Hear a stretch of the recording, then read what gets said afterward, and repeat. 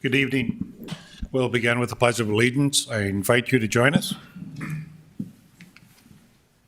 I pledge allegiance to the flag of the United States of America and to the republic for which it stands, one nation, under God, indivisible, with liberty and justice for all. Hope you all had a good Memorial Day weekend. They had a nice ceremony in different places in town. Roll call, please. Gehrig? Here. Pepcorn? Here. Preston? Here. Strand? Here. Mahoney? Here. Health. As of May 27, Fargo Class Public Health has administered 47,017 doses of COVID vaccine. This month, Fargo Class Public Health will adjust its COVID vaccine operation to provide 4 weekly options for anybody currently eligible to receive the vaccine. Beginning today, vaccine will be during walk-in clinics each Tuesday from 8 to 6 p.m. Beginning June 7th, vaccine will be available by appointment through the Fargo Class Public Health Immunization Program, which operates Monday, Wednesday, Thursday. I want to add more context to the comments I made last week in the media regarding COVID-19. Coronavirus is in our community is much more manageable now, and while active cases are down significantly, the virus is still present. That's why vaccination is so important. In the adult population, we're almost at 59% of people vaccinated. In the schools, the difficulty is that children in the younger age groups have not been able to get the vaccine, so the school board wants to continue masking until they get more significant numbers in the schools. However, I would urge those of you who are eligible, have not been vaccinated, please do so to protect yourselves, our loved ones, and our community. It's a very simple message. Vax up, ND. Library. The library is gearing up to host the annual Summer Reading Challenge for all ages starting June 7th. Tales and Tales is this year's theme, and the participants are encouraged to read every day to complete challenges, earn badges, and win prizes. This reading program runs through August 21st. This year's event lineup features a person and virtual events, and participation is free. The kickoff event, this is fun, will be at the Red River Zoo June 7th from 11 a.m. to 2 p.m. Kids are encouraged to explore the zoo with scavenger hunt, activity, and craft, along with animal-themed story times. A virtual pet show and tell event with a game of bingo is set for June 9th at 6 p.m. All ages and pet types are welcome to attend. We're also going to have an author visit from Jack Zaleski on June 10th at 6:30 p.m. featuring his new book, Forum Communications Company, A Narrative History, 1980 to 2018. This is both an in-person event with limited seating in the City Commission chambers and also a Facebook Live event that will be streamed on the library's Facebook page. It is with a heavy heart that I share the news that Jennifer Line, a human resource manager, passed away Friday. Jennifer has been with the City of Fargo Human Resources team for more than 17 years and made numerous significant contributions to the City of Fargo. She took great pride in her work she did and loved working with all the city's applicants, employees, and retirees. The HR team and the entire City of Fargo team will miss her. Please keep Jennifer and her family in your thoughts. May her memory be a blessing for everybody who knew Jen and were impacted by her presence in her life. And this is what's tough about City of Fargo employees. She worked almost 2 weeks ago, and then she died last Friday. That's dedication, or she wanted to make an impact on the community. We have somebody today that's retiring. A public works supervisor, Lee Anderson, is retiring on June 3rd. Lee has been a dedicated employee with the street department for 41 years, and you would recognize him because he's a media world. He's the face of public works when it comes to snow removal. He has been a great, Lee, can you stand up? He has been a great leader in implementing new ideas, and I just want to say thank you and happy retirement. Here's a short video.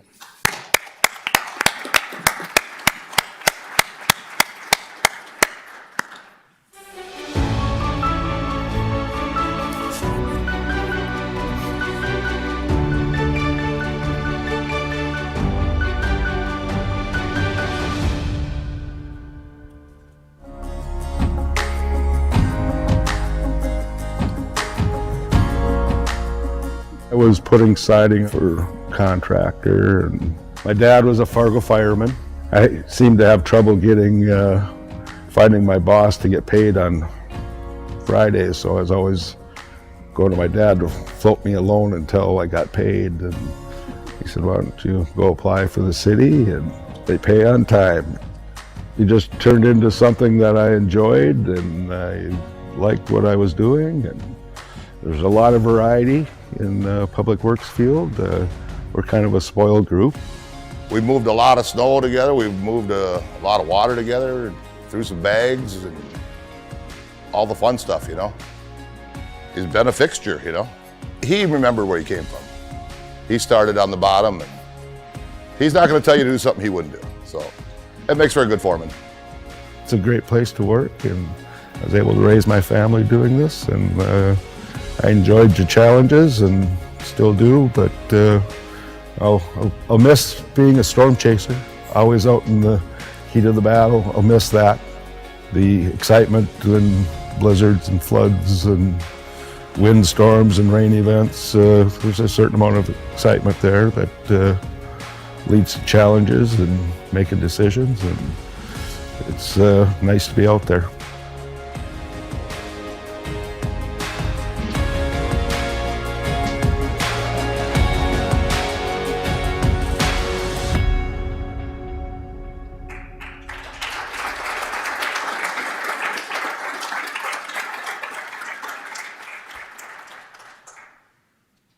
Lee Anderson, Public Works Supervisor, an appreciation for over, this is 41 years, it said 42 on there, did we gain one?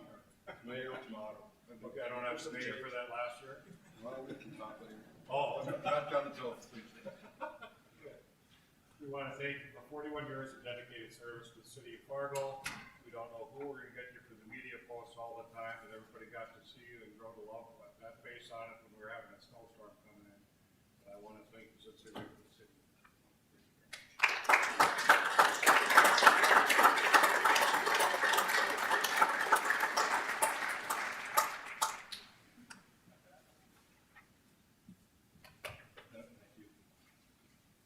Well, thank you all for what you do. Good luck all. Go Team Fargo. Good luck.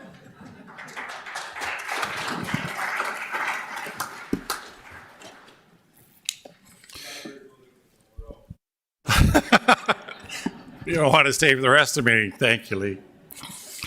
An electric vehicle charging station has been installed in the west parking lot of City Hall. In addition, an EV charging station was possibly due to the Volkswagen Corporation settlement regarding installation and use of emission testing devices in its vehicles. The North Dakota Department of Environmental Quality is the designated beneficiary for this settlement. And finally, here's a video featuring the Fargo Fire Department's newly sworn firefighters, Logan, Zach, Josh, Jake, and Chad.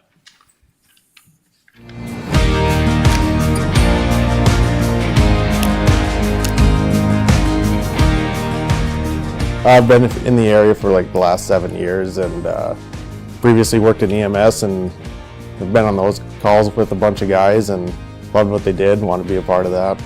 It's been a fun time. I mean, getting to know the other crews that have been out helping us train, get us familiarized with how we do stuff as a department, work as a team. It's been tough, but a blast the whole time. Toughest aspect would be probably our RIT day, where we're supposed to be helping down firemen, getting into confined spaces, working muscles that haven't been used in a while. Kind of cramming a lot of information in a short amount of time, but we obviously do our best with it. Studying every night, and then in the afternoons doing a lot of workouts, and it's been a blast training with these guys. Can't wait to get on shift. It's always been a dream of mine to get on a career department, so I'm happy to be here.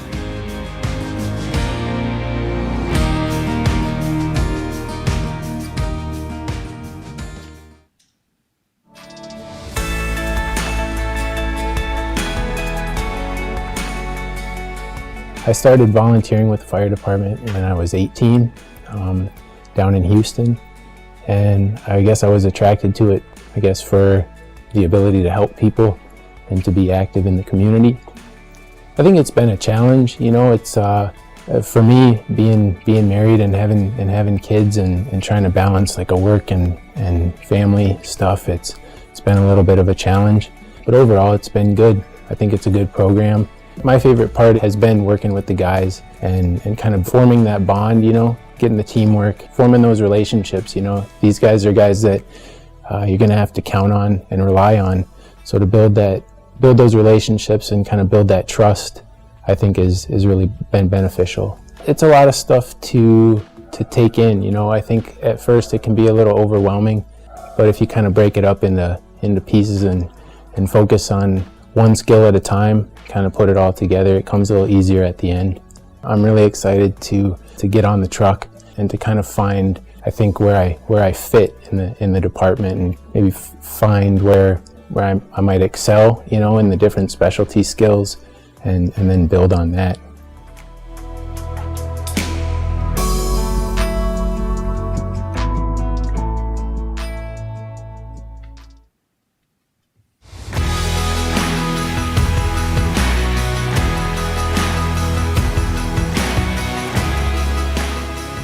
I've always kind of wanted to be in the medical field. I was a paramedic on the ambulance for a couple of years, and then just wanted to make a change and came over to the fire department.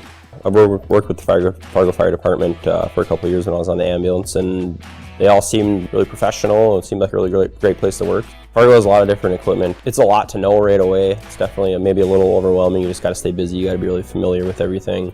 So when something does go down, it's just like second nature, where you just it just takes over and you get the job done. It's a grind, you know, it's definitely a grind. It's a lot of studying. It's just like going to school all over again. Favorite part is just like getting to know all the guys. Definitely like people in my recruit class. It's been really fun getting to know those guys and just becoming friends with people. You get that bond, you know, you feel like you can really rely on people and trust the person next to you.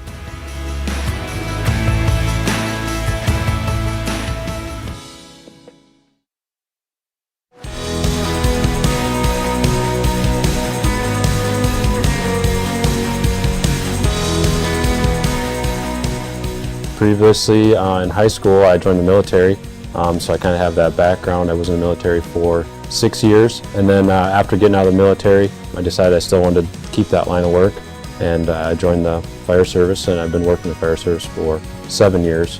Well, we moved to Fergus because of family reasons. I was in the fire service before, and I loved everything about it, and being part of a team and being a professional, I wanted to continue to do that, and being able to move to Fergus and live closer to family and continue doing what I was doing has been great for me. Really got to rely on you know, your classmates and your family. You know, they're part of the whole process. Picking up the slack where you're slacking because you're studying, or you're, you know, like you said, you're working late, or you're here every day, and so you really got to rely on the family and your other classmates. It's been every station, person, shift has been different, and it's really great to learn from every one of them and how they do it, and kind of take from all of it and create my own way of doing it. So for me, the toughest part is studying for the test, not knowing exactly what's going to be on the test every time. It's been great for me. I'd like to say thank you for everybody that's been there for helping me, my family, the captains, the train captains, and our class. Everybody's been great.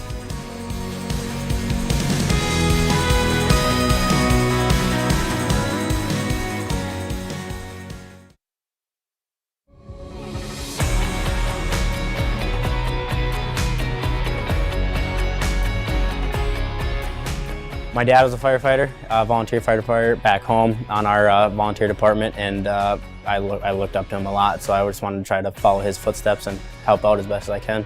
So when I was in Texaco at Northland in East Grand Forks, I did ride-alongs with multiple different fire departments, and I really enjoyed coming to Fargo. Everyone here is super nice, and my fiance went to school here, so we really like the area. They make you feel a part of the team, and I like being around, you know, that kind of atmosphere. So it was an easy choice for me. The training's been awesome. I mean, I've loved every minute of it. I always had a smile on my face doing it because it's the best job in the world. Favorite part has definitely been like working with the different people that have come around, the different shifts, the different trucks that have showed up and helped us, because seeing everyone's different insight on things. We are the new guys coming in, and but everyone has been like super nice and just kind of showed us what the Fargo Fire Department is all about.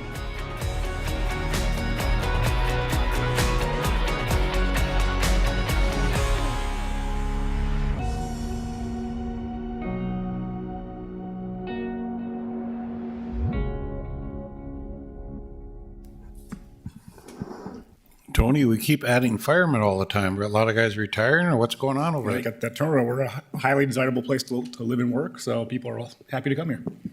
Very good. Is there a motion to approve the order of agenda, moving item 1 from the consent agenda to the regular agenda? I so move. Is there a second? Second. Any discussion? All those in favor say aye. Aye. Motion carried. Is there a motion to approve the minutes of the May 17, 2021 regular meeting? So moved. Is there a second? Second. Any discussion or changes? Otherwise, all those in favor say aye. Aye. Motion carried. Is there a motion to approve the consent agenda items 1 through 35, excluding item 1, which has been moved to the regular agenda? So move. Second. Moved and seconded. Strand, Garrick. Roll call vote, please. Strand, Yes. Garrick. Yes. Pepcorn, Aye. Preston. Aye. Mahoney. Aye. We're going to go to resident comments at this time. You have 2.5 minutes to comment. We have 5 people speaking tonight. Virtually, I'm going to start with the virtual speaker first. Vern Sony is up first. Can you hear me? Yes, we can hear. All right. Hi, my name's Bjorn. My pronouns are he, they, and I moved to Fargo last year, and I wanted to talk about the hate crime ordinance on the agenda. I moved here for school, and I planned on living here for the next 10 years of my life, paying taxes, contributing to the economy, and voting.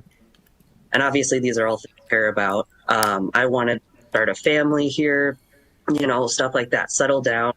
I hear a lot about in these meetings talking about people moving to Fargo and how you want that with parks, Wi-Fi, things like that. But personally, I don't feel safe here. And I feel like I'm one of the targets that you would want. You know, I want to start a family, I do all these things. But I've been facing a lot of discrimination and hate in this community. It's not safe. I don't feel safe going to the grocery store or anything like that because I have been attacked in Fargo at least 3 times in the past year. I'm not going to repeat what they have said or done to me, but I will say that it does have to do with my gender and sexuality. But those aren't my slurs I claim. I think having additional charges for hate crimes would make Fargo a better place where people like me can feel safer knowing that our oppressors won't get a slap on the wrist when these kind of things happen. So that's why I'm calling on you to approve this hate crime ordinance for the people who can't or won't uproot their lives. I have privilege back to Illinois later. But ultimately, I just want a better and safer Fargo for people like me. Thank you. And that's all I have to say. Thank you. Roger Minch.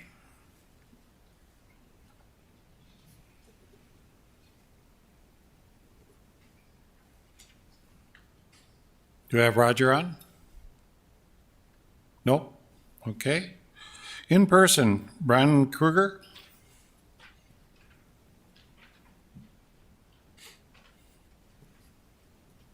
Hello, commissioners.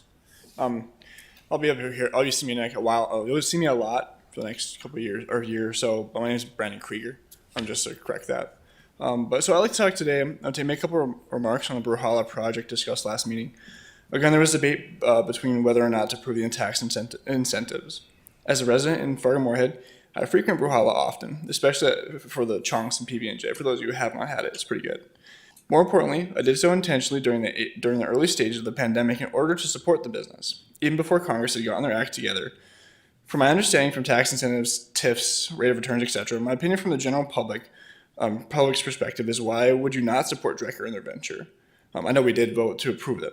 Of the most recent tax incentives approvals, this makes the most sense because they are a local company that has brought experiences in tourism to the area. They have a beautiful complex and are looking to fix the eyesore we have had to deal with, at least for me, since being here for about 12 years. On a personal perspective, Drecker has brought us festivals like the Christmas Festival, which I was able to bring my kids to two Christmases ago. And it was a free event to the public, and it drew in unique vendors and gave this community a cherishable event that will be loved year after year. This company has always been a focus on the community, and I hope that it continues to grow and be successful as it has been. On another note, in regards to the importance of this open platform, I know 2 sessions ago we had discussion about how we should go about these open community meetings. I know Commissioner Pepcorn mentioned how you should give him a phone call or send him an email. He'll put your agenda on the list. About a week ago, I did email him through the Fargo City website. It said it sent it, but I didn't get a response back, and didn't see it added to the agenda.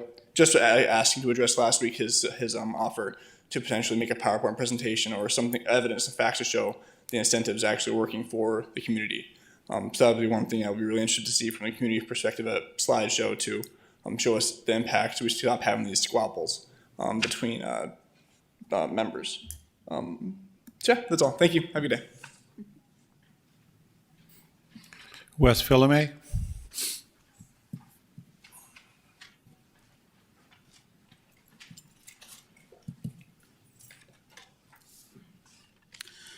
Thank you, Mayor, City Commissioners, and all in attendance.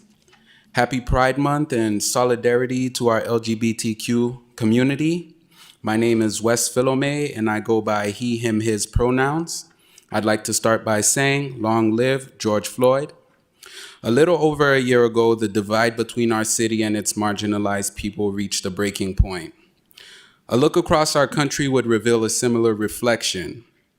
During this time, we've had to ask ourselves, where are we going as a community? And where are we going as a country? Partisan politics have cast a grim light on America. I genuinely am afraid of what the future holds as the pendulum swings back and forth from a Democratic to Republican majority with little thought as to how everyday Americans are affected. But in times of great stress, I always go back to a simple way of thinking. Focus on what I can control. What I can control is how I engage my city leaders and community members to create a loving and welcoming space for all. The hate/bias crime ordinance created by myself, Commissioner Preston, and others will be presented today is a great start. Adding a diversity, equity, and inclusion position to the city to bring a different perspective is another great step. Growing transparency and accountability within the institutions that govern our people will also be critical. Though our nation remains ripe with turmoil, it does not have to be this way in the city of Fargo. We are fully capable of marching to the beat of our own drum. As critical votes take place today, I encourage you to ask yourself, what side of history would you like to be on? The one that stood with marginalized people or the one that stood against them? Benjamin Franklin once wrote, "Justice will not be served until those who are unaffected are as outraged as those who are." My hope is that we've reached this critical point in our city. No matter the backlash you face today and every day after, I encourage you to go forward. We the people appreciate you. Thank you. Christopher Cohen.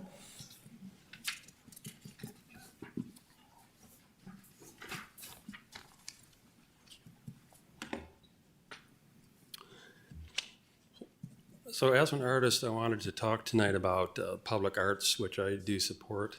And one of my main concerns about the public arts in Fargo is equity, and that is how the city can support artists according to need. And I think it's in the city's interest to support artists according to need, because what it would do is it would actually support more artists in the city. And what I've seen so far in TAPS grants and what I know so far from the city's past grants through the planning department is that oftentimes established artists who already have vast opportunity are getting quite a few of the grants.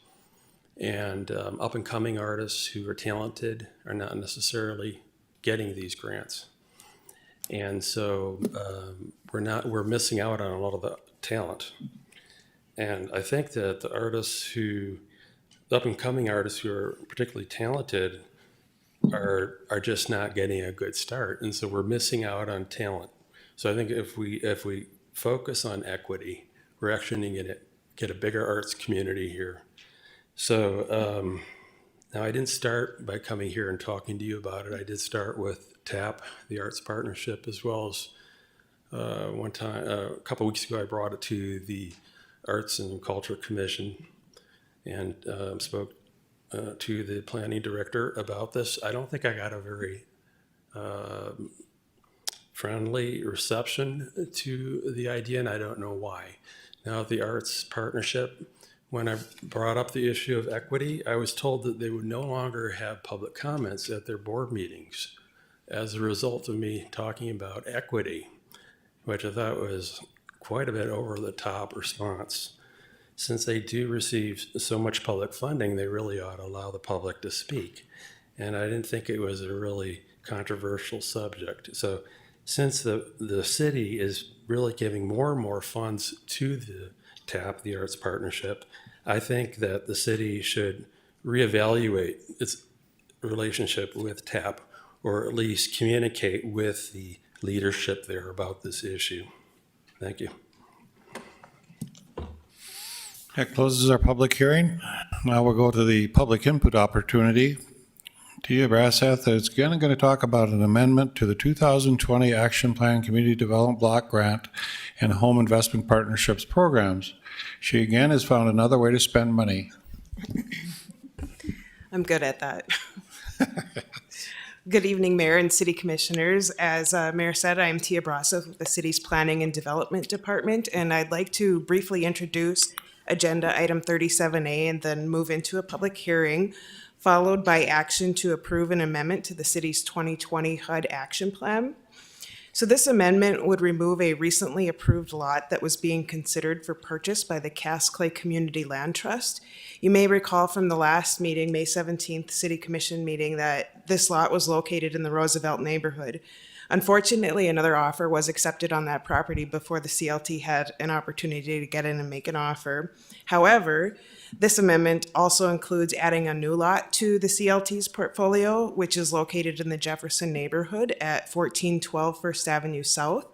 And this lot is adjacent to a lot that we've already donated to the CLT. That's at 1410 First Avenue South. And the property owner has already accepted an offer from the CLT contingent on City Commission approval this evening. And just the benefit of owning adjacent lots for the CLT right now is to maximize the time and cost associated with having a builder on one site rather than having two separate sites in two different parts of the city. And being a relatively new organization, that's a good idea and a good tactic for them.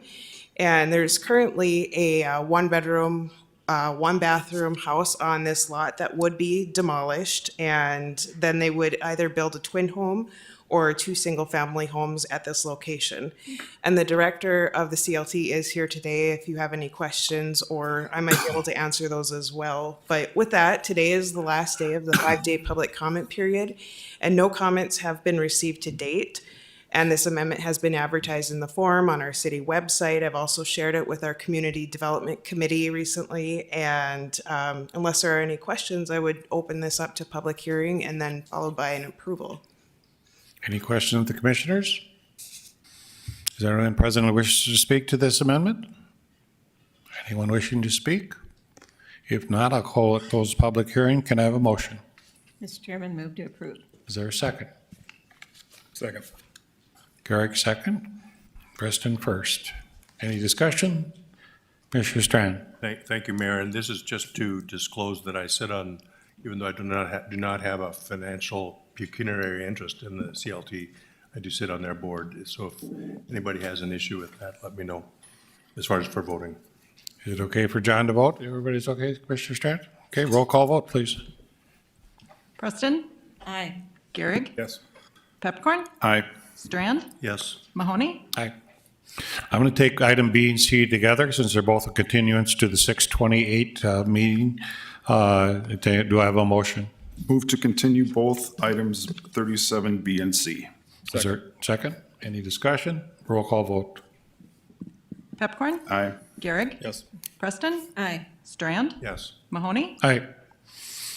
Public input opportunity. Receive and file 3 ordinances relating to public safety, morals, and welfare. It's going to be Nancy Morris at the stadium, and Commissioner Preston's going to start it.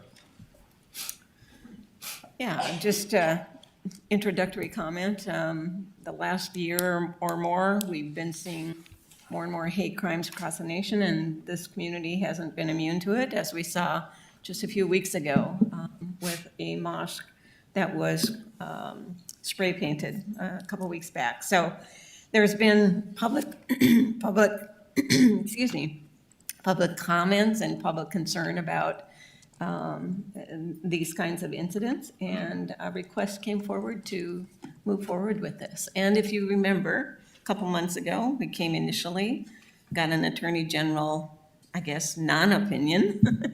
He declined to provide an opinion on it.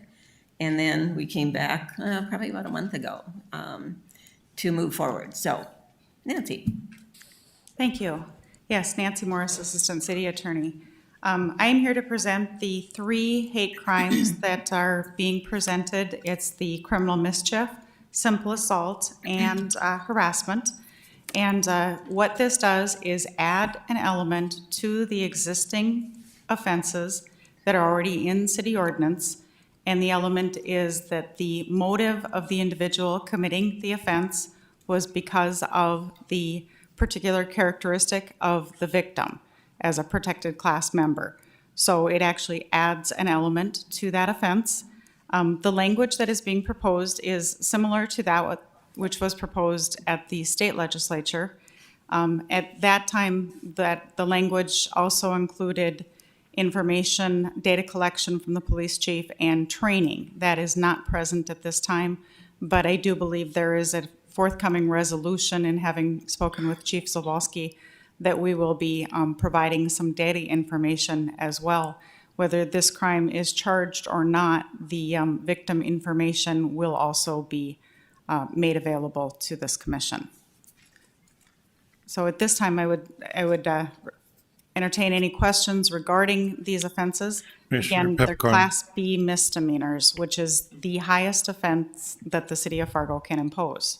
Actually, that's great, Nancy. That was going to be my question. So one of the early speakers talked about a slap on the wrist, and to be a misdemeanor is a slap on the wrist. So can you define what would be the maximum if somebody was convicted of this misdemeanor? What would be the fine, or what would be the consequences? The maximum for a Class B misdemeanor is 30 days and $1,500 fine. So to me, that is a definition of a slap on the wrist. I think it's really, if this is such a heinous crime, then we should have punishment that matches it. And I think this would fit my definition as a slap on the wrist. And I wanted to add one more thing. One of the harassment hate crimes, some of the lists in there makes a telephone call anonymously with offensive and coarse language. I think, Nancy, I'm going to be your best customer.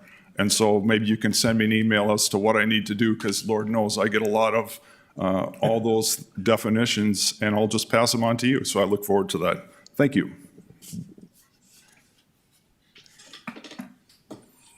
Is there any president who wishes to speak to this ordinance?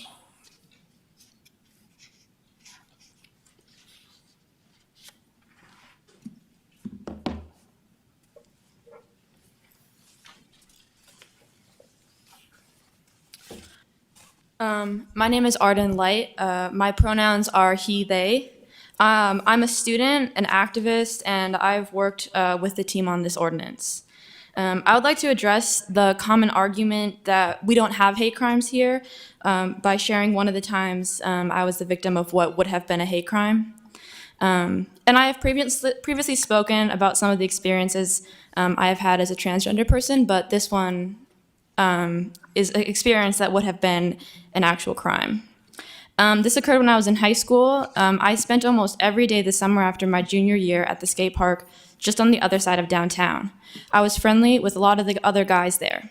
One day when it was particularly hot, I took off my shirt. I was wearing a chest binder, which is designed to give my chest a more masculine look. One of the guys flipped out, started yelling slurs at me, and questioned me about my body parts. I noticed that his hands had turned to fists and his stance had changed. He started to move closer to me and yelled physical threats. My back was to a wall and I was terrified. He described how he would kill me. I am thankful that there were people there to pull him away, because I do not know what would have happened if it was just me and him.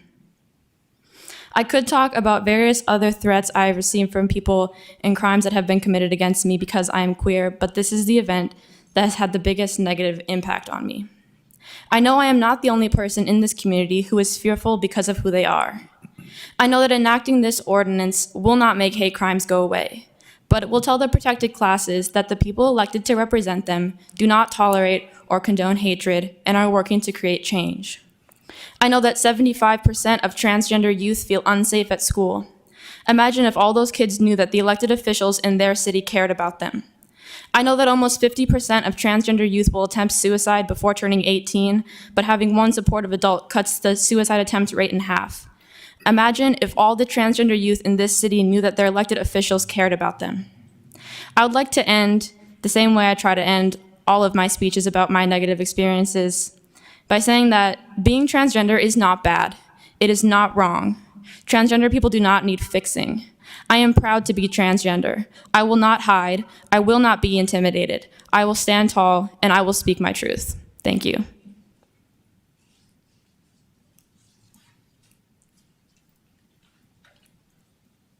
Anybody else?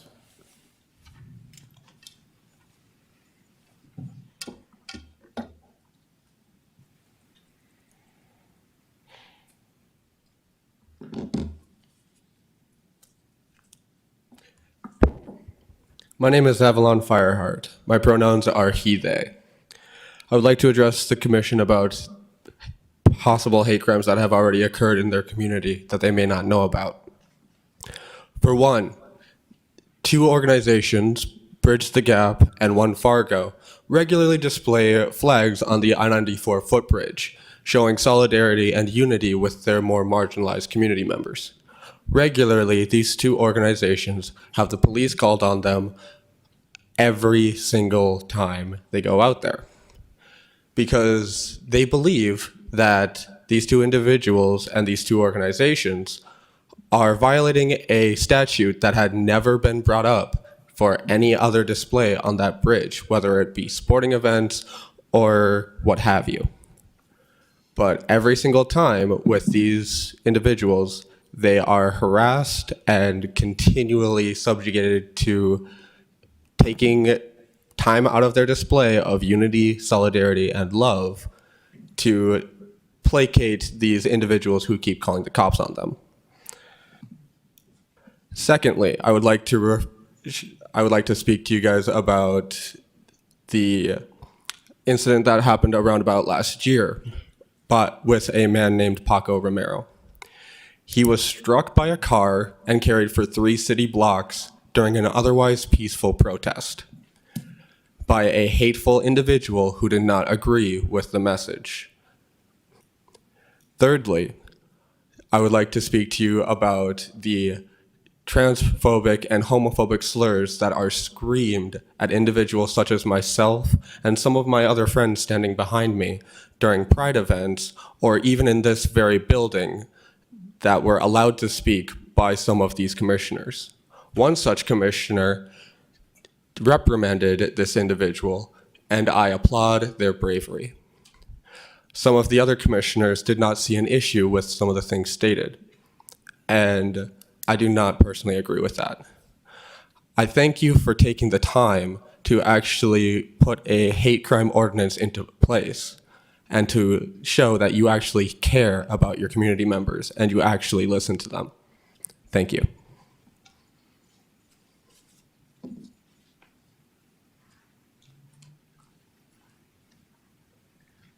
My name is, my name is Paul Gley. Last week, I went to the Senior Honors Concert at Davies High School. It was wonderful to see so many young people of different cultures and ethnicities make music together. It reminded me that I am proud to live in Fargo. But it also reminded me that we must continue to work to assure that everyone of all backgrounds feels welcome, safe, and supported in our city. Adopting the ordinances before you to deter acts by those wanting to threaten the welcoming, safe, and supporting ethos of Fargo is an important action to take, and I thank you for taking up this initiative.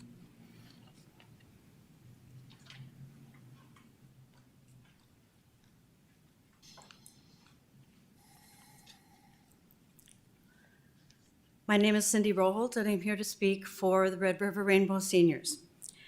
We believe that the hate crimes ordinance being considered by the council is much needed and necessary for the city of Fargo.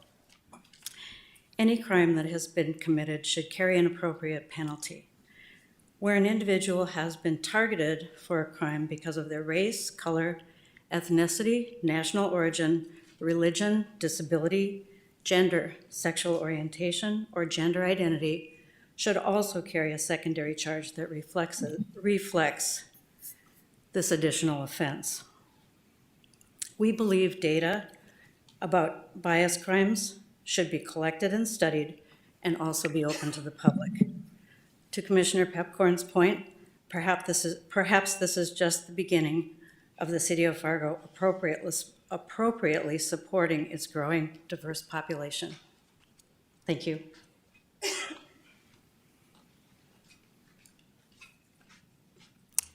I wasn't going to speak because I do have anxiety, but after hearing what a commissioner said, how he can make a joke of this matter, made me get up. I have been threatened from the day I started protesting for what I believe in. My family has been threatened. I paid taxes. I own 3 businesses in this community. There should be no reason why I can't live in a community in which I pay for these seats to be filled and be threatened by people in the community because I am Black. Everyone in here has an opinion and they're entitled to it. But once it goes to where they want to force us to believe one way or threaten to hurt us or anybody, that's when we take it to a whole nother level. I support this bill not only because I'm an activist, but I support it for Pepcorn, Preston, Tim Mahoney, Tony, and John Strand. I need you to have that same respect and support it for those in this community. Let's tell them that this is not allowed. Just like we don't allow gun violence, or we don't want that in our city, in our community, right, Mayor? We need this bill. We need to tell people that this is not what Fargo is about. I don't want to see Fargo turn into a Minneapolis or Chicago.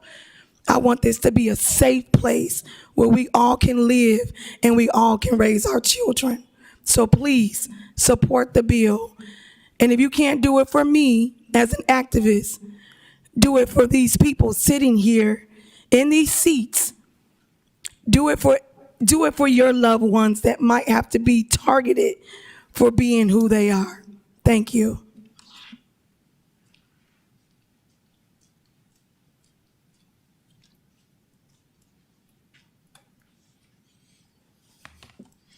Good afternoon. I'm Barry Nelson, he, him, his, and I am here tonight as organizer with North Dakota Human Rights Coalition and as a resident of Fargo, and I'm in support of the hate crime ordinances which are being received this evening. I had the honor of working with Arden and Wes and Commissioner Preston on the details going into this. My experience with hate crimes in Fargo as an organizer goes back to the spring and summer of 2017, when our organization worked on a hate-free community project alongside High Plains Fair Housing and the Afro-American Development Association. Any doubts as to whether hate crimes were occurring in Fargo were completely refuted immediately.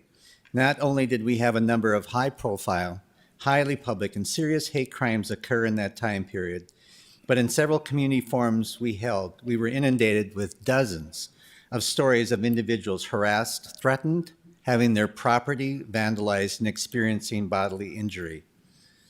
At that same time, we learned that the state of North Dakota in the years 2014, 2015, and 2016 had the second highest per capita number of hate crimes reported to the FBI in the United States.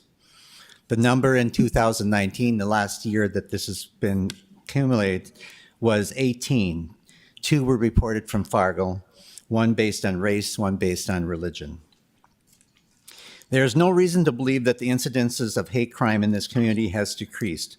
In fact, while working on these recent efforts within the past 12 months, we have again been confronted with many examples of hate crimes occurring in our community on a regular basis. North Dakota is one of a handful of states that does not have effective hate crime legislation. What is included in the North Dakota Century Code is exclusive only to hate crimes committed in public property. It is very limited as to protected classes enumerated, and has never been used in its over 40 years of existence. The Southern Poverty Law Center believes that hate crimes are underreported by about half. Underreporting can occur for a variety of reasons. People may not understand what constitutes a hate crime in their state. People may not believe that what happened to them is in fact a hate crime. Some victims may be reluctant to report to police out of fear.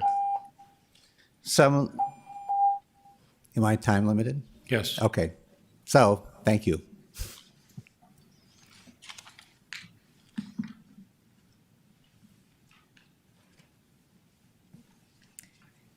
Good evening, Mayor and City Commissioners. Thank you for allowing me to be heard tonight. My name is Cheryl Biller, and I live and work in the city of Fargo.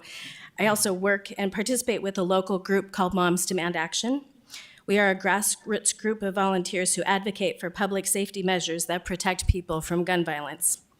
We work to pass stronger gun laws to save lives and work to close loopholes that jeopardize the safety of our families. We also work in our communities and with business leaders to encourage a culture of responsible gun ownership. We know gun violence is preventable, and we're committed to doing what it takes to keep our families safe.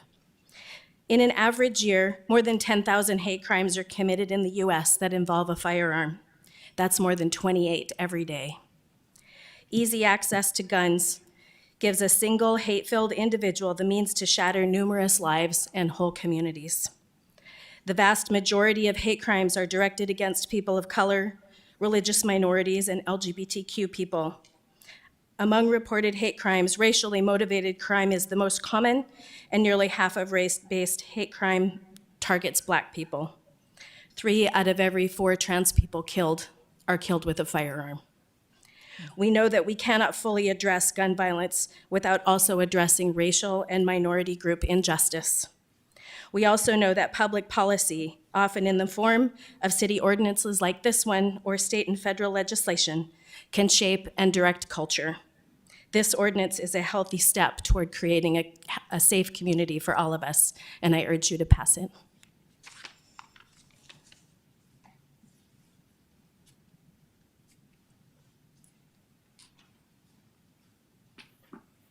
Bonjour, all my relatives.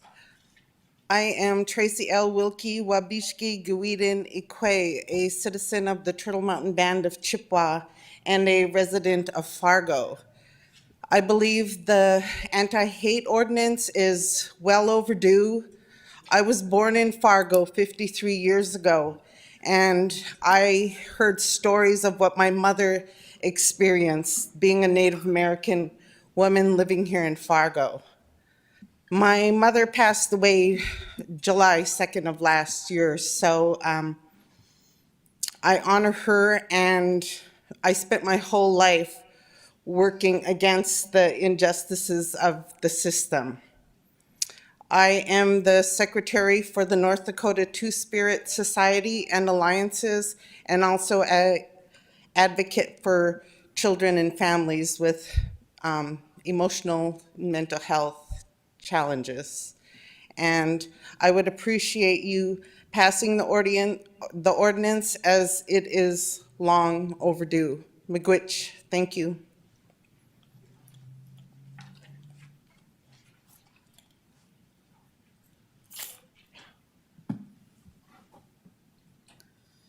My name is Hannah Cook. I wasn't planning on speaking, so I'm just going to say I urge you to pass this. I've witnessed so much hate here, and I worry all the time for my friends.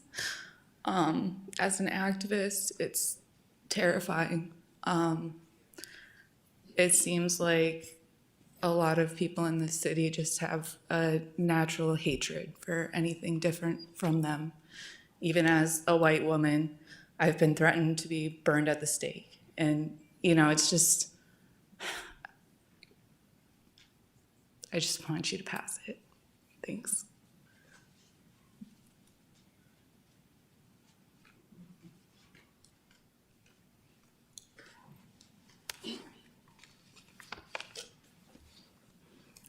To you, Mayor Mahoney, and all of the commissioners today. My name is Gloria Shields. I'm the senior pastor of a local assembly. Latter Rain Ministries is our church. I have been pastoring here and working in ministry with my husband, Paul Shields, since 2003. We've lived here, we moved here with our 4 adult children and several grandchildren to assume the pastorate of a congregation. We have a multicultural church. And I have to say, as a Black woman in America, I know what racism looks like. I know what it feels like as a young Black girl, even in the elementary school system. I know what racism feels like. And it was quite a shock to me. I did experience a culture shock. Even though I came from a predominantly Caucasian area, all of my work experience, by the way, I have 2 professions. I'm also a registered nurse. I've been working in the healthcare industry since 1976. And all of my job experiences, I have been mainly the only person of color in my atmospheres. So I know what it feels like to be treated differently. I came from an area in Chicago, Oak Lawn, that was very well known in the media even after I moved here, because the mayor made comments that caused a national uproar.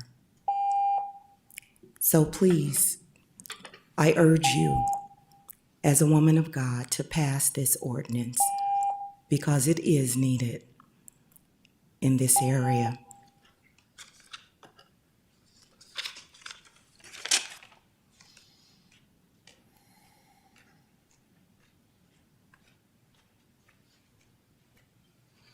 Good evening. My name is Clara Derby. I'm a climate justice activist in Fargo-Moorhead. I apologize for my tardiness and appearance. I just got off the fields. Contrary to popular belief, activists do have jobs. So I wanted to speak to you today to encourage you to pass the ordinances before you today. It's an opportunity to substantiate the claims you made after the White Lives Matter rally in April, where you claimed that hate has no place in Fargo. So here's a chance to take a stand and do something material to back up that claim. I'll let the personal examples of my trans and people of color comrades to speak as to why we need a hate crime ordinance. And so I wanted to address some of the arguments I've heard both in these chambers and on the state level of opposition to hate crimes. One of the issues that comes up is asking how we would prove intent. How do we know that a crime was motivated by hate? Now, I'm not a lawyer, I'm not going to get into the legality logistics of it, but I do know that intent is how we classify certain other crimes, the most obvious example being murder. Accidental killing of another human being is manslaughter. Planning and carrying out a murder is first degree, and those carry separate or different levels of charge. So it is possible. Other parts of our legal system are predicated on intent. Another example of issues the opposition has is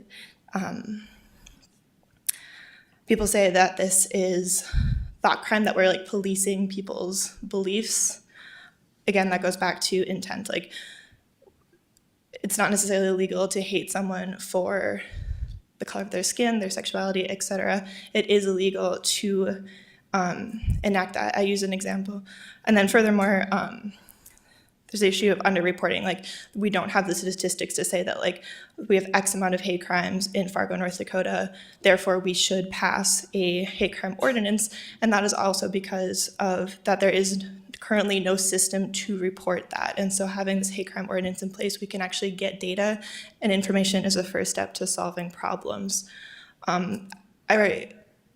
An analogy that I was thinking about earlier today was of underreporting is how similar it must be to rape. The number of rapes every year is significantly lower than those committed because they are not reported. And similarly, rape are committed because, I'll continue. Thank you for your time. Please pass this ordinance. As I see it, there's 2 more speakers left, then I'm going to cut off public discussion. It has been favorable for the ordinance. So the last 2 speakers, please speak, and then we'll cut off public. My name is Austin Beery, he, his, and I just have 2 points to make. I wasn't planning on speaking, but I was wondering if you guys have considered the repercussions of this ordinance not being passed. We have seen groups such as the White Lives Matter movement and individuals such as the man who perpetrated the crimes at the mosque in Moorhead. This could be seen as a watershed moment of hate in Fargo-Moorhead if it is not passed. And speaking to you, Commissioner Pepcorn, I am a young person without a college degree. I don't make as much money as many people in this room likely. $1,500, the maximum fine, would cause me a lot of strain. And many Americans speak to their finances rather than morals, and I think that would decrease hate if that deterrent was in place. Thank you.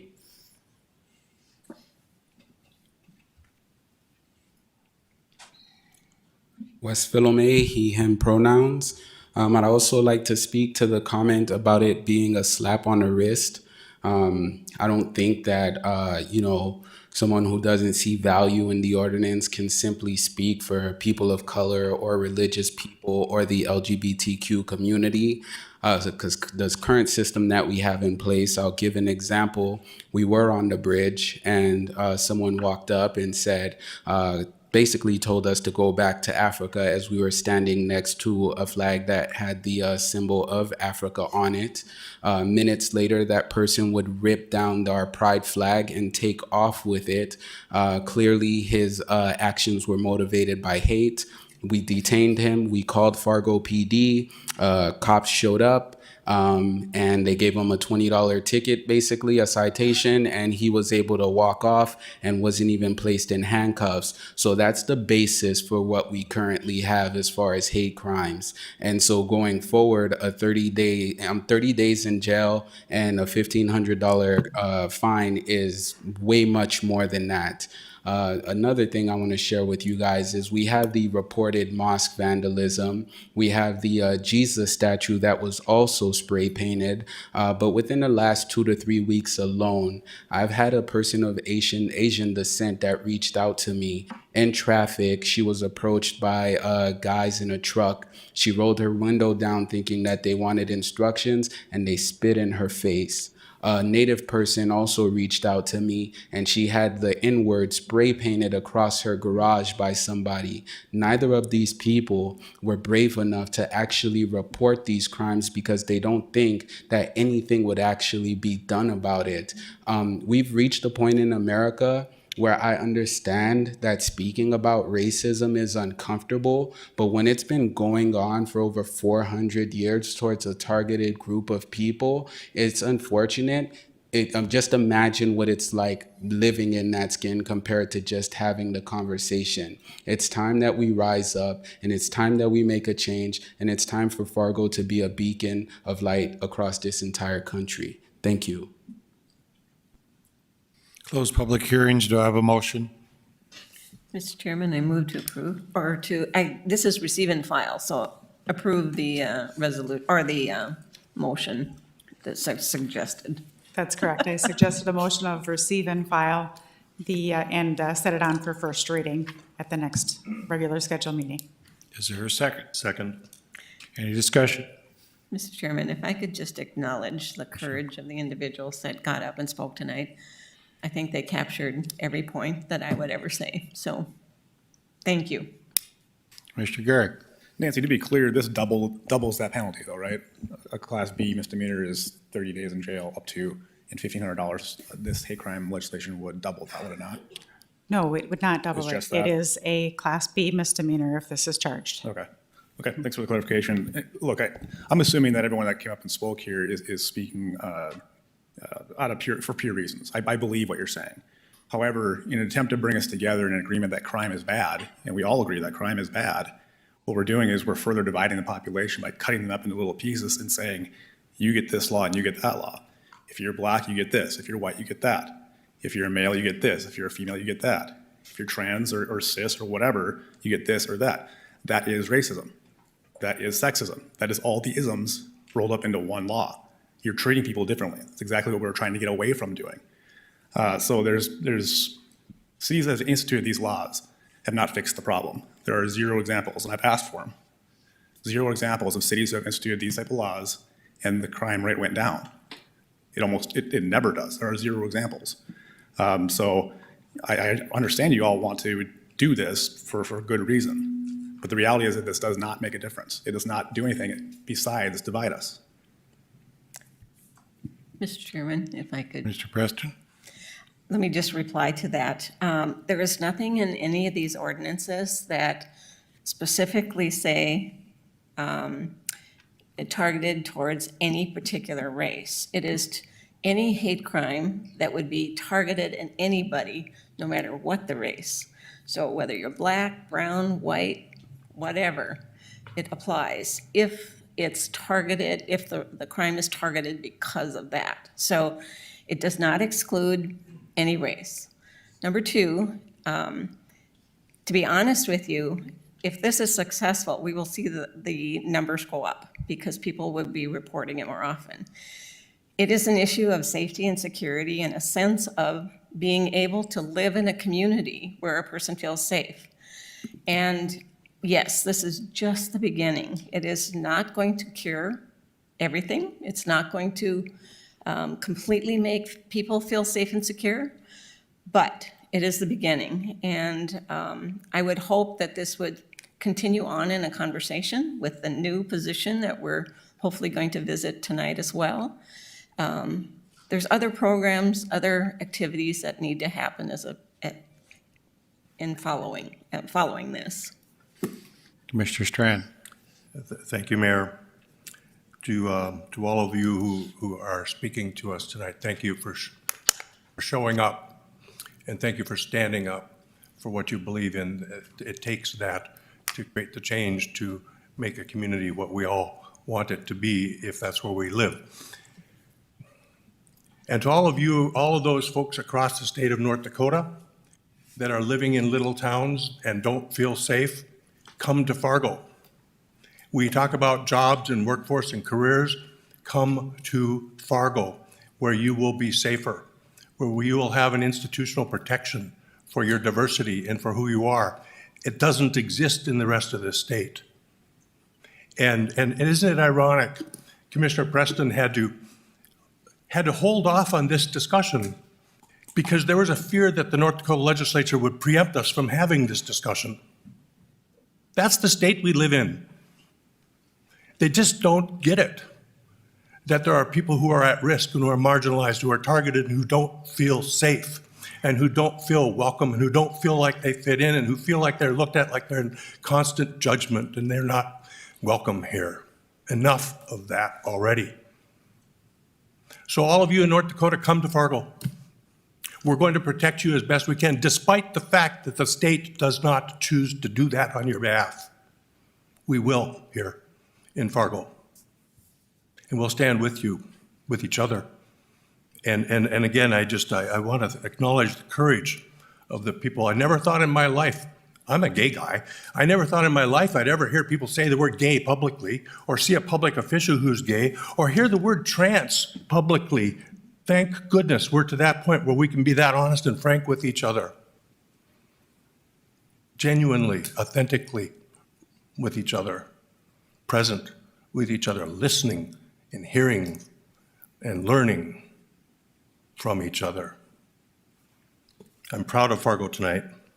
I hope all 5 commissioners vote for this. I hope you're on the right side of history. Nothing's perfect, but it's better than what we have, and it's better than nothing, better than what we don't have. So Commissioner Preston, I really want to acknowledge you for your leadership in this. This would not have happened without your courage and backbone and your eye on the ball to know that from your own knowledge and life, this is needed and it's time. Thank you for this leadership. Any other discussion? Roll call vote, please. Preston? Aye. Strand? Yes. Garrick? No. Pepcorn? No. Mahoney? Aye. We're going to take a 5-minute break. We'll come back at 6:10. Thank you. Back to order.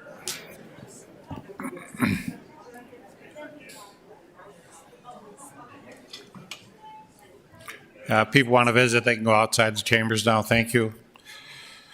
We have an introduction and update from the president of the Fargo-Moorhead West Fargo Chamber of Commerce. Shannon Full is our new director, or what would I call you, CEO? Sure, whatever you'd like, Mr. Mayor. Okay. President and CEO, yes. And she comes here with a lot of vim and vigor and is helping to change the face of Fargo. And I have to say, Moorhead, West Fargo, Horace, everything else. How many different places do you represent? Plenty.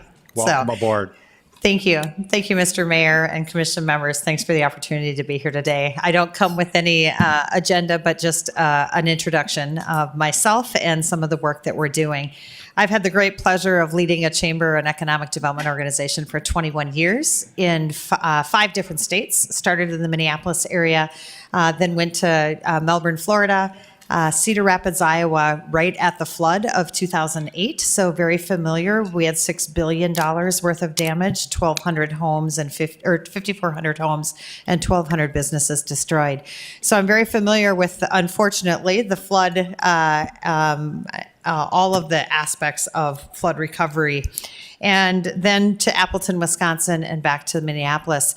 So when I learned about the opportunity here in Fargo from the recruiter that did a national search, I've spent over half of my career in the Minneapolis region and had never been to the Fargo region. I was pleasantly surprised at the wonderful community that we have here. It's a testament to all of the leadership here, but also the partnership that we have. So as I bring 21 years of experience, I also bring a tremendous passion for public-private partnerships, looking at how we work alongside you as elected officials, the city, the county, business leaders, to be a catalyst for growth and prosperity. Very simply, that's the mission of the chamber now, is to be that catalyst for growth and prosperity, doing so in 3 major areas and cornerstones. The first and foremost is small business excellence. We have almost 1,985 members. Those are businesses that are members of the chamber, of which over 70% of those have 15 employees or less. So very much a small business community, the fabric of our community. We do business training and mentorship programs now. In fact, a brand new partnership with SCORE will be launched in July to do mentorship for more businesses, not just members, but businesses in general. We also will start a small business council in the fall and work alongside many other organizations that promote small business excellence. Public policy is another cornerstone that we've had great success in and we're very passionate about. We have a very active team. Katie Mestel, our VP of Public Policy, is here with me this evening. But we lobby pro-business issues, growth and prosperity issues, issues like housing, diversion, workforce, childcare, and economic development on both sides of the river in St. Paul and in Bismarck and at the federal level. We look forward to working alongside you and partnering with you in some of these policy concerns. Finally, the other cornerstone that I was really brought into the region for is my passion and expertise in talent and workforce. I've had the opportunity to interview over 150 business leaders face to face. Their number one concern, every single one of them, was the ability to attract, retain, and develop high quality talent to our region. So this is in the form of our leadership program, our Young Professionals Network, our professionals of color. Diversity, equity, and inclusion is a very important piece for our businesses as well. But also a very new innovative approach to workforce solutions and an overall comprehensive strategy. The mayor will join us along with many other leaders at a leadership retreat, a regional leadership retreat, where we invited 150 business and community leaders to join us on June 30th to tackle some of the greatest issues facing our region, as well as opportunities that we have for the future. So although I'd like to spend more time, and hopefully I'll have the opportunity to be welcomed back to talk with all of you, I encourage you to take up my offer up of a one-on-one meeting where we get to know a little bit more about one another, as well as the opportunities that we have to work together. I welcome these one-on-one meetings, have already had the opportunity to meet with Commissioner Preston face-to-face. Thank you for that opportunity, and frequent meetings with the mayor. But more than anything, the Fargo, Moorhead, West Fargo Chamber of Commerce stands ready to be your partner, looks forward to working with you in the future, and looks forward to the growth and prosperity of our very vibrant region. Thank you for the opportunity. Thank you very much. Glad you could come over and visit with the commission. Our next presentation is a presentation of Benefactor Group Professional Fundraising Assessment for the proposed Performing Arts Center. Mike Redlinger to explain. Commissioner Pepcorn, do you want to say anything about this, or? I think having Mike start out is great, and okay. I can add some later if that's okay. Thanks. Thank you. Well, good evening. Thank you, Mayor and Commissioners. I'm very pleased this evening to introduce you to Laura McDonald. Laura is the principal and founder of the Benefactor Group. She is here in person this evening to provide a brief report on the summary and a summary of discussions that her team had with prospects as we were looking to complete this fundraising assessment over the last year. So Laura's going to help walk us through a few slides tonight, about a 10-minute presentation, answer any questions that you might have, and then we'll certainly talk about next steps at the close.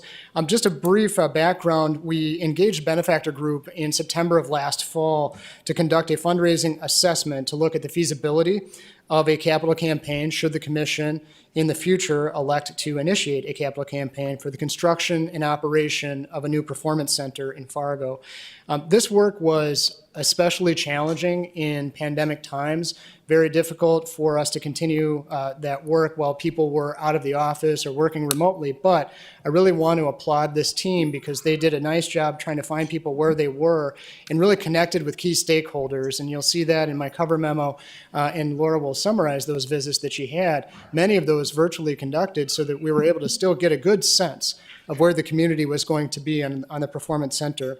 And then I also want to acknowledge, in particular, we had one original task force member from our Performing Arts Task Force, Charlie Johnson, the CEO and president of the Convention Visitors Bureau, who really gave us a lot of his volunteer time to connect us to some of these prospects, some of these people that we wanted to talk to see if this facility, if we were to initiate a campaign, would be of interest to prospective donors. And so Charlie just put in a lot of time on our behalf, the City of Fargo, and really helped us, again, connect with additional key stakeholders and individuals, helped us get to this point. So with that, I'll have Laura join me at the podium. She'll walk through a few slides, and then we'll answer questions at the end. Thank you. Thank you, Charlie, for helping out. We appreciate that. Thank you, Michael. Good evening, Mr. Mayor, Commissioners, citizens of Fargo. I'm delighted to share with you a very high-level summary of the conversations that we had that Michael described, and happy to answer any questions that you might have about that.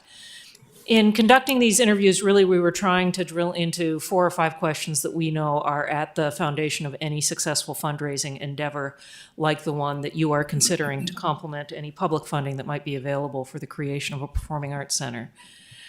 And we also know that philanthropy, for better or worse, has become very much concentrated, like many aspects of our economy today, at the top. And so many of these conversations were also focused on the capacity of this project to attract the kind of philanthropic support that will drive forward a campaign such as the one that would be necessary. We began each conversation by talking about general perceptions, the strengths and weaknesses of the project and of the arts community in Fargo. You won't be surprised to hear some of the things that we heard. We put them together in a bit of a word cloud here, and we have a deeper analysis. But much of it had to do with the appreciation for the role that arts and culture play in economic development and in attracting and retaining the creative class of employees who will drive forward the workforce that you need for the future. Certainly, there were also many comments about the quality of life and some of the excellent arts opportunities that citizens already enjoy here. We did also give people an opportunity to share with us any challenges that they saw to the project. Some of the challenges had to do with other competing interests in the community, often a sense that this is a community that certainly embraces and supports sports and athletics. But in addition to that, a number of very fair questions about how the venue might be operated and funded in the future. Some questions that will need to be addressed if and when you decide to move forward with a campaign such as this. In every study that we've conducted for the past 21 years, we've asked the same question. Do you believe that this project takes the community in the right direction? For us, that's a key question to determine the feasibility of an initiative. And what we found is that amongst those we spoke with, 89% either somewhat or strongly agreed that this project takes the community in the right direction. Our benchmark, the average of the studies that we've conducted over the last 21 years, is that 84% agree with that. So not only have you exceeded the benchmark, but you also have a much higher concentration amongst those who strongly agree that this takes the organization or takes the community in the right direction. We know for a fundraising initiative to be successful, there needs to be strong leadership, volunteers who are willing to step up and form a campaign committee and engage their fellow citizens in a project such as this. When we asked those who we interviewed or those who participated in group discussions whether or not they'd be willing to serve in some volunteer capacity, we did fall a little bit short of the benchmark. Here, 26% agreed that they would be willing to serve based on what they know today. But a larger than normal percentage, 33%, were unsure. I'll say two things. One is I'm a fundraising professional, which means I'm optimistic by nature, and I figure we can carry the day with that 33%. But more importantly, they were asking legitimate questions. And I think with the answers to those questions, many of them will be willing to serve. We did find that there was a nucleus of individuals, civic leaders, opinion leaders, those who are highly regarded in the community, who are ready and willing, and others who we believe will come to the fore. And then after talking about everything else, we did talk about money, because after all, this is a financial initiative. We asked a number of questions to try to begin to estimate how much might be available in philanthropic resources to support an initiative such as this. There's much deeper modeling, but I'll just share with you a couple. The first is that we asked everyone, if there is a campaign, is it likely that you would make a gift? And once again, the response exceeded the benchmark. In our experience, about 74% of the people that we interview say that it's either somewhat or very likely that they would support a campaign. Here you can see it's 85% who said that it was either somewhat or very likely. And I think that's remarkable because most of our other projects are with existing nonprofit organizations that have a board of directors and a core of donors who are interviewing, people who have already demonstrated their support for an initiative. Here we have an organization that doesn't have those benefits, and yet you've still got a very strong response to what for us is a key indicator of potential success. We did ask everybody we talked to if they were willing to estimate, this was not a commitment, but are you willing to estimate what the amount of your gift might be? And as you can see, 14 of the individuals that we talked to usually gave us some sort of a range. It might be between $100,000 and $250,000, for example. We totaled up the high end of all of those ranges, and it came to $9.4 million. We totaled up the low end of all of those ranges, and it came to almost $4 million. We know from our 20-year track record that self-identified gifts, we would call these self-identified gifts, typically represent somewhere between 12 and 31% of the ultimate goal that is achieved by the organizations that we serve. And so this begins to give us some sense of what might be possible. Based on all of this, we've come forward with a recommendation that we do believe that there's the possibility of a very strong campaign to support the Performance Center for the City of Fargo, that we think that that campaign goal could be somewhere between $25 and $30 million. I talked to you about how philanthropic resources are more concentrated in our society today. So if you look at this, you will see that we anticipate that just 9 gifts would represent 60% of that total. Now, those 9 gifts are going to have a significant influence on whether this is a campaign that struggles to reach 25 million or one that soars past $30 million. And they warrant the investment of a lot of time. And then, something in the neighborhood of 150 or 200 gifts representing a small portion of revenue, less than 10%, but these are the people who will buy tickets to performances and become members of the Patron Society. And so we think it's important that they be engaged as well. It was interesting that even more so than in some studies like this that we do, there was a real interest in donor recognition. And we see donor recognition being an opportunity, particularly with those in that top tier, those 9 or 10 gifts that we think will represent something like 60% of the campaign goal. And that we know that these naming recognition opportunities are really based on that table of gifts. What kind of gifts do we need to drive towards the goal that you ultimately set? They're not based on the cost of the building that particular part of the facility, nor are they restricted gifts, but they really align with that table of gifts that we need to achieve in order to succeed. Now, I will say that if this were, for example, a $25 million campaign, that would suggest to us a lead gift of $5 million, maybe pledged over 5 years. A couple of gifts at a $2.5 million each, 4 or 6 gifts of $1 million. And so we would want to have a table of recognition opportunities that aligns with that kind of a model.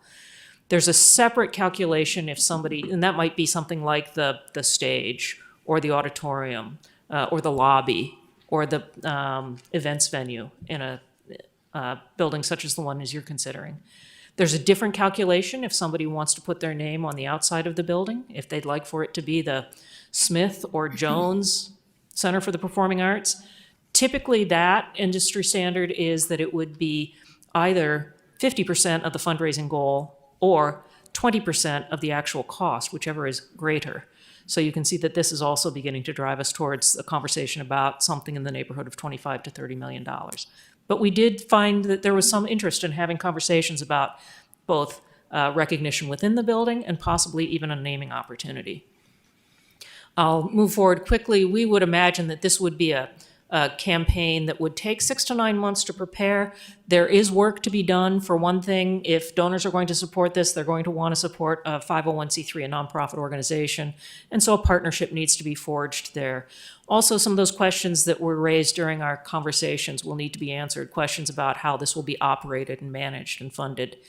And so we see opportunities, 6 to 9 months of hard work to lay a firm foundation so that when you do move into a quiet phase, when you have conversations with those who are candidates for those largest gifts, you can answer the questions that they rightfully would ask. Most campaigns like this proceed quietly for a number of months, sometimes even years, until there is a festive public launch when something like 70% of the funds have been raised, and then a community phase that engages people broadly in supporting the initiative. So those are our findings and recommendations. I'm happy to answer any questions that anyone may have about those conversations.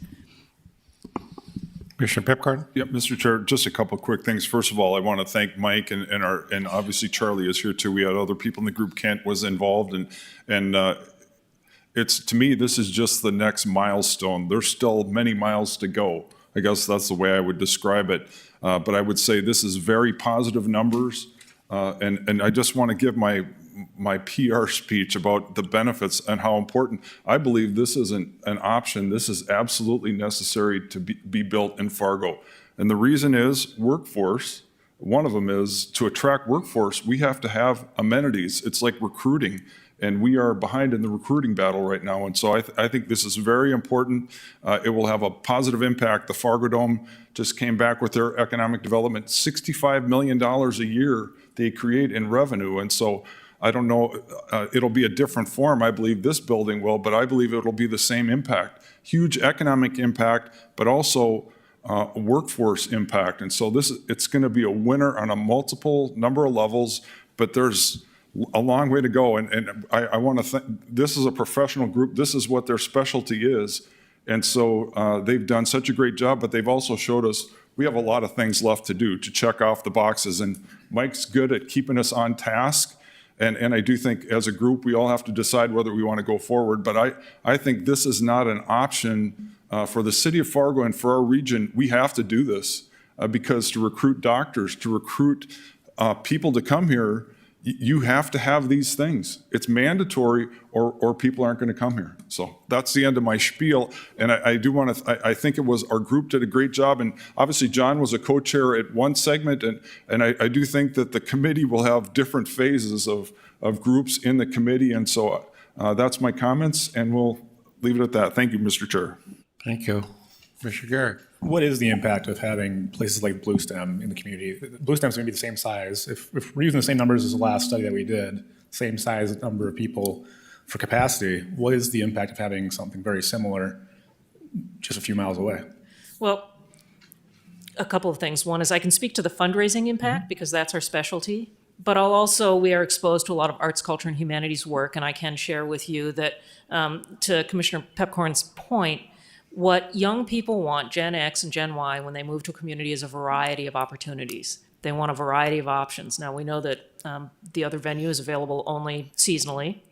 And it's also, we heard great things about it. But this is a secondary venue that we think fills a niche that's not currently filled in this community. I think that the earlier studies that were commissioned spoke to that more eloquently than I can. Okay.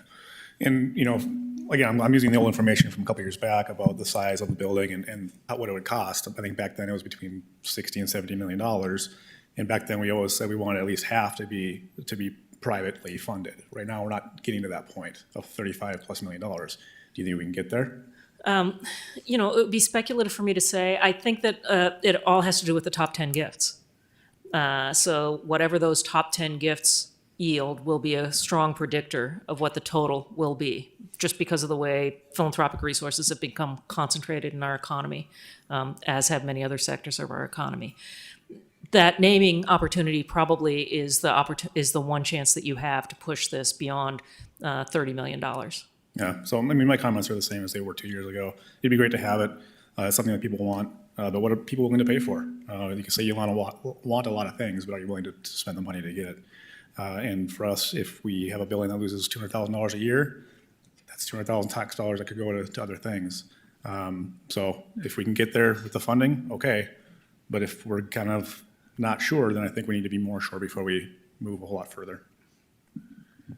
I will say we've seen other communities have very creative strategies for how they fuel an initiative such as this. Oftentimes strategies that are appropriate only for, couldn't be used for streets or snowplows like the gentleman drove who retired here earlier this evening, but can only be used for these kinds of initiatives. We're about to cut the ribbon on a new summit complex at Pikes Peak, for example, that the city of Colorado Springs had a significant portion of supporting that through a variety of means, in addition to the philanthropic support that we were able to secure. Thank you. Anybody else? Mr. Strand.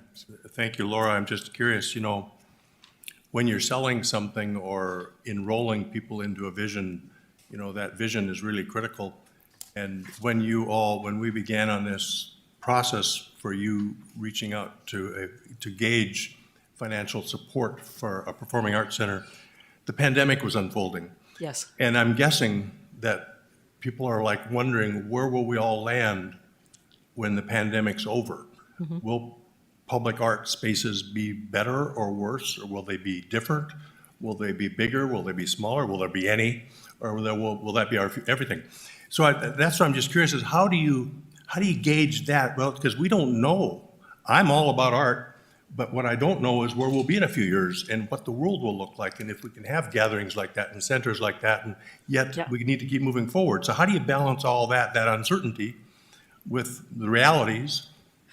I'll say a couple of things. First of all, I'm really glad that you didn't design this 4 years ago for a pre-pandemic world. You do have an opportunity now to design it for whatever that post-pandemic world will be. We didn't hear a lot of that anxiety amongst the donors we interviewed. I think that they felt that whatever that style of being a member of an audience or a member of a performing troupe would be, that art would continue to be a vibrant part of life in the region. And so we didn't hear a lot of anxiety about that from donors, but you now have an opportunity. There are a number of professional organizations that are working hard on those very questions, and you be wise to avail yourself of some of the wisdom that's coming out of some of those groups. Commissioner Preston. Yeah, actually, Commissioner Strand asked my question, but I have another one as a result of just listening here a little bit longer. You know, I truly believe that we are getting to the size where this is very possible and will be supported. And I don't know if this is a question for you, Laura, or for Michael. You talk about discuss next steps for the project. What and where will that happen? Okay, absolutely. I'll take that question, Commissioner Preston. And so I'll answer that first, and then I also want to just address a question that came from here with Commissioner Garrick too, just about design. So in terms of timeline, we know that this is going to be a long duration project to even have this quiet phase, as Laura intimated. It's going to be likely, if the commission were to authorize this, some time to talk to donors, talk to prospects, continue to see where we're doing with pledges. At the same time, I think you would also be designing what it is you want to build. And just for clarification, and I just want to address that question, your 2015 analysis from HVS that was refreshed back in about 2019 was obviously pre-pandemic, and it also spoke to a 2,500 seat performance space.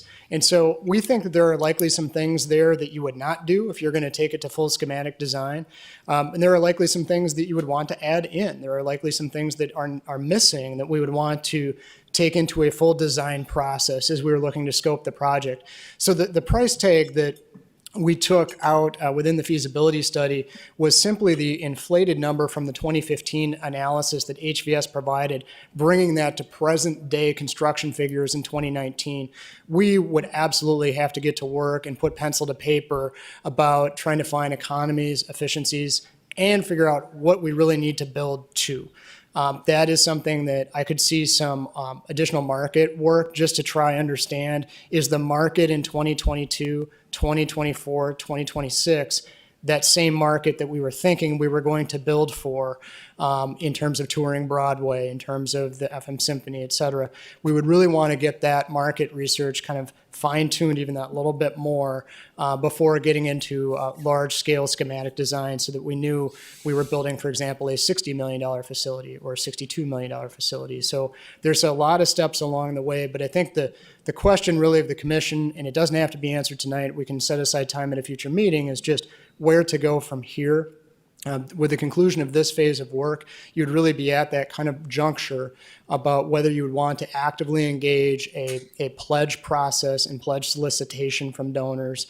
And if you'd want to start those conversations, and like I said, simultaneous to that, figure out what it is we're going to construct and get some architectural services engaged. That is something, just for clarity, we do not have today a set of blueprints for what we would build. We just have that market analysis from HVS that pointed us to where we thought market existed in 2015 and 2019. Commissioner Preston. So just to follow up, and I'm being real practical here, are you talking about bringing back, and I think it was a task force that was gathered together back in, 18 or 19? Reinvigorating that, and then after the blueprints and the design is more carefully designed, the fundraising piece would come in? Correct. And the one thing that we would need to do is find a new organization to try get put together around thinking about the facility users, thinking about working fundraising. That task force that existed in years past, some of those members have retired, have moved out of the community, and then you have others that are still available, and like Charlie. But I think that we would want to talk about that task force model, what that looks like, and then I think on a parallel path next to that, what should we be doing in terms of technical services, design services? I think those are kind of two separate conversations. And again, if the commission would like to think about this tonight, really you're just receiving and filing this report, and we could also schedule time at a later time as you contemplate next steps. So, but I really appreciate Laura including that kind of timeline. It will not be an overnight or even within a 2-year window of time that we will know if we have fundraising feasibility. It's likely a longer duration than 2 years. So you want to receive and file this report today? Correct. Do I have a motion? I'll make the motion. Is there a second? I'll second it. Any further discussion? Commissioner Strand. Thank you, Mayor. I have one suggestion going forward is we might really engage the Arts and Culture Commission proactively. Commissioner Garrick. If we get a menu of options, you're looking for a way forward, you can do this or you can do that or the other thing, that would help us, I think, with our decision-making of what we think should happen. We might take off on a totally different path that no one wants to go down. I appreciate that comment. And so I think what we will do is just schedule some time at a future commission meeting just to talk about where we go from here, just so you've got some time to digest this as well. So thank you. Good, but it's kind of surprising, 30 to 35 Yes. million. We weren't sure that would came out, so thank you for finding donors that are very interested in this. And also, there's a keen interest in the community about this project, so it's fun to see that those reports came out well. Commissioner Pepcorn. Once again, math is not my strong point, but 30 million, that's the fundraising. The naming of the facility is 50% of that. It's 15 million, so that's 45 million is the number that You're doing a little bit of double counting. I'm trying to be optimistic, but I want you. I'm right with you, but there's a little bit of double counting there. I wouldn't get too carried away. Pipcorn Center, he's beginning to think about it. Pipcorn Center, I think he's thinking it has a ring to about it. There you go. No, I would, so correct me. What do you think is the number then? Because I don't want to say something that isn't correct. So we said $25 to $30 million, and that assumes a more conventional model with a 20% lead gift, a $5 or $6 million lead gift. As I've said, for naming on the outside, you're really looking, we would recommend at more like a $15 million lead gift. So that's a $10 million delta.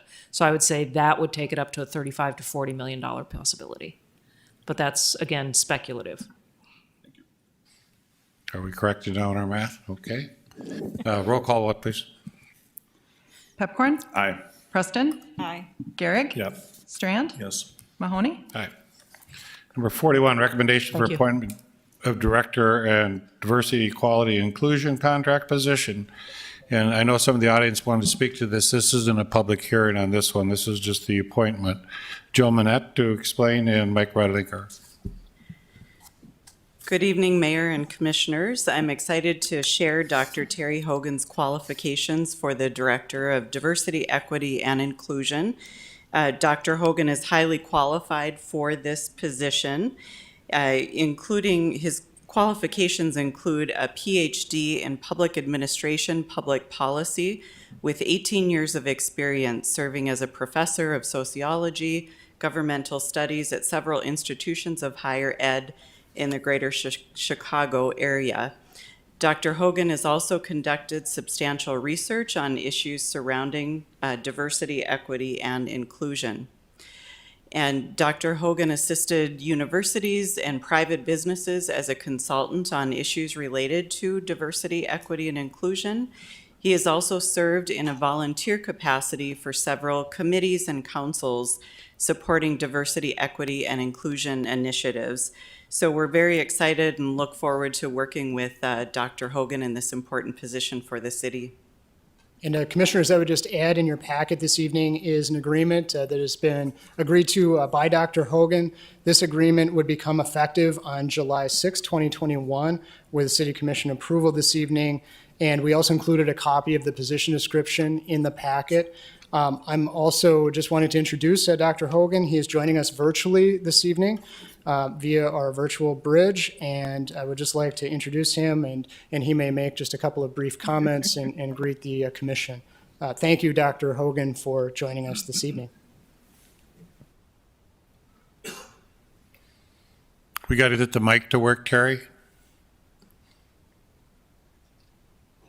Okay, can you hear me? Now we can, yes, go ahead. Thank you. Okay, thank you so much for having me this evening. I would like to begin by acknowledging the citizens of Fargo, the mayor, all the committees, and the various stakeholders in the city of Fargo. I am humbled, thankful, grateful, thrilled to be your first Director of Diversity, Equity, and Inclusion. And I want you to know is that I look forward to working with each and every one of you.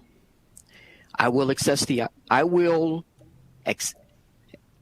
opportunities, I will assess the challenges, and everything that goes forth in the city of Fargo to make Fargo a continuous best that it could be. Thank you so much for having me, and hope to see you soon. Commissioners have any questions for Terry? No? Commissioner Pepcorn? I have a question, Terry. Could we get your perspective on critical race theory? Well, the critical race theory came out of the postmodernist era. When you look at it and research it, that is mid-70s by the authors of Delgado and Crenshaw. And what it gives representation to, and it's still being studied, so it is a non-absolute, but what it gives credence to is that it says that racism is a social construct. Race is a social construct, meaning in fact that things that have been developed has been more legislated by human beings. So that is the premises of the critical race theory. It goes a little bit deeper than that. I don't think I have enough time to spend on it, but it is all about the social construct of race and racism. It is a man-made ideology. Mr. Pepcorn, any more? Nope, that's it. Thank you. You're very welcome. You gave a 90-day program that you were going to talk about what you could do in the community of Fargo. Do you recall some of that doctrine that you put out there as far as the interaction with the community?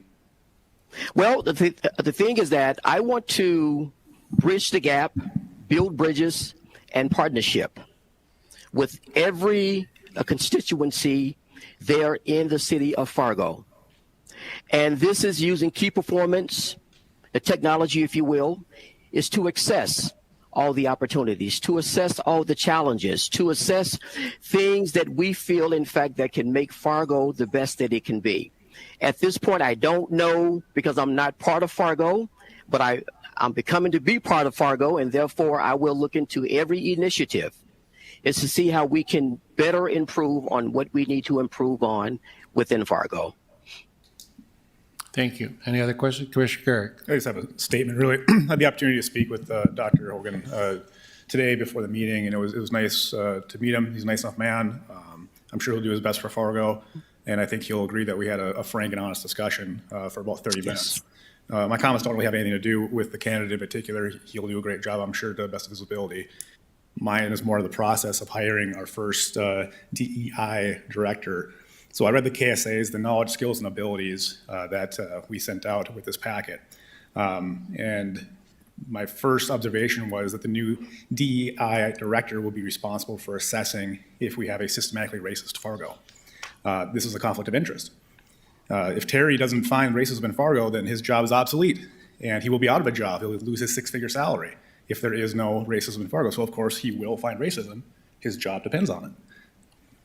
In reading the rest of the KSAs, I find the majority of the document to be meaningless word salad. I'll give you an example.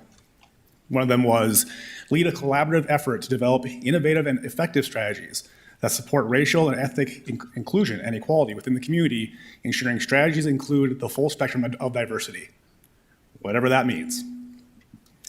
Fargo has limited resources, so this office is taking those resources that would otherwise go to other departments, personnel and equipment.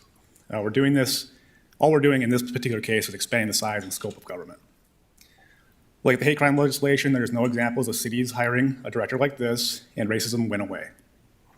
There is no way to measure the success of this program. Those who believe that Fargo is racist will always see Fargo as racist. We will use this to hire new individuals for this office and expand the size and scope of government once again. Fargo is not inherently racist, and this position should not be created, which has nothing to say about the good doctor. Again, I think he'll do a great job in the position we're putting him in, but I don't think we need it or should have it. Any other discussion? Doctor, I'll excuse you and we'll go on to the commissions. You can watch if you'd like. Do I have a motion? Mr. Chairman, move to approve. Is there a second? I second. Any further discussion? Commissioner Strand. Thank you, Mayor, and members of the commission. This is a big night in Fargo. We have a lot of things coming together at this moment in time, which are going to lead us toward a new future. And you know, I remember years and years ago, a very prominent leader in our state right now told me a story once that there was a census in North Dakota, we do it every 10 years, where there were 64 black people in the state in one of those annual, or those 10-year censuses. Imagine that. So you couldn't have a more white homogeneous community than North Dakota is and has been, and you know, that we are. The world has come to us. And when the world comes to us, it's up to us how we embrace and receive the world here in their new home, along with our home. So this diversity, equity, and inclusion position, I've been really envious of other cities that have these positions and have this priority established clearly in City Hall that we're going to address these issues. We don't have all the answers, but we certainly have lots of questions. You know, so and my only comment is I hope we succeed so well that it's way more than a one-year appointment. When we put this in the budget, it was a question of where we're headed as a city. And to look at it, hiring somebody, a director of diversity, equality, and inclusion was a question of the city ready for. There's a lot of things going on in the world right now that are difficult to deal with. I hope he doesn't find racism, but I know he will, because we know that exists. We know those things are going on. This particular gentleman held himself well to get a 90-day plan, gave us a variety of things he's going to look at. And he is going to do some polling to see what's going on in the community, some of the questions we asked here tonight. I hope he helps us with policy. I hope he helps to make people want to come and work here. The difficulty I have with somebody with a funny name isn't hired with a college degree because they have a funny name. Not because their talent isn't there, not because the person couldn't do the job, but they don't always understand this new person that came from another nation that has different skin color than we do. My son enters college this next year. I hope he's successful in what he does. But I never want him held back from an opportunity because of racism or prejudice or some of us just not giving somebody a chance. This community, to survive in the new world, is going to have to be able to embrace people, bring them into our community, and help them feel welcome, safe, able to raise their family, able to have a good wage job. Yeah, some of these changes are hard to do, but you know, it's one of those things you just have to take a little bit of hope and prayer, then hope it works out. So I strongly endorse us headed this direction. We'll see what comes of it, and we'll see how things work out. And I wish this gentleman every bit of good luck, that things do well. Roll call vote, please. Preston? Aye. Strand? Gehrig? No. Pepcorn? No. Mahoney? Aye. Resolution to authorize filing of applications for North Dakota Department of Environmental Quality for a loan under the Clean Water Act or Safe Drinking Water Act. Terry Ludlam to explain. Good evening, Mayor and Commissioners. As stated, my name is Terry Ludlam. I'm the Director of the Solid Waste Division for the City of Fargo, and I'm excited to be here this evening to visit with you about a new funding and financing opportunity that we've become aware of through the North Dakota Clean Water SRF State Revolving Loan Fund and the North Dakota Drinking Water State Revolving Loan Fund. Specifically, the loan is applicable to our landfill reclamation and reuse project that we began, and I was just going to kind of bring you up to speed on that a little bit. And tonight, I'm just looking for approval on a resolution of the loan application, which is one of the formalities of the application. So with the landfill campus, the west campus there is our current landfill. We've got about another maybe a year or two within that west campus. And then we'll be moving over onto that east campus side. The east campus side was the landfill for the city of Fargo from about 1950 to 1989. The waste handling practices then were different. You didn't have to have any liner system. You simply were able to excavate into the parent material and bury the waste. It wasn't very efficient. And again, there were some environmental issues with it. And so we had done some studying, and back in 2012, we worked with the State Health Department to get our permit remodified so that we could go back in and reclaim that east landfill. We're looking at about a 20-year project to reclaim that entire landfill, but along the same time, then we can use that for our airspace and our City of Fargo waste needs. The reason that the State Health Department or the Department of Environmental Quality supports it is because essentially we're taking all of that waste then and putting it onto a lined cell where we can handle the leachate and where it doesn't have any possibility of migrating off-site and affecting anybody in the neighboring area.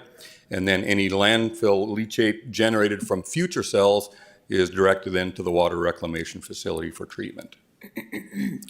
This just shows you some pictures of the first couple of phases that we did when we were excavating waste.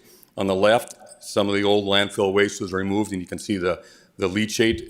The leachate couldn't really go down very far into the ground because we've got a real heavy blue clay that doesn't allow water movement very much, but still it could move laterally a little bit through some sand veins that we identified.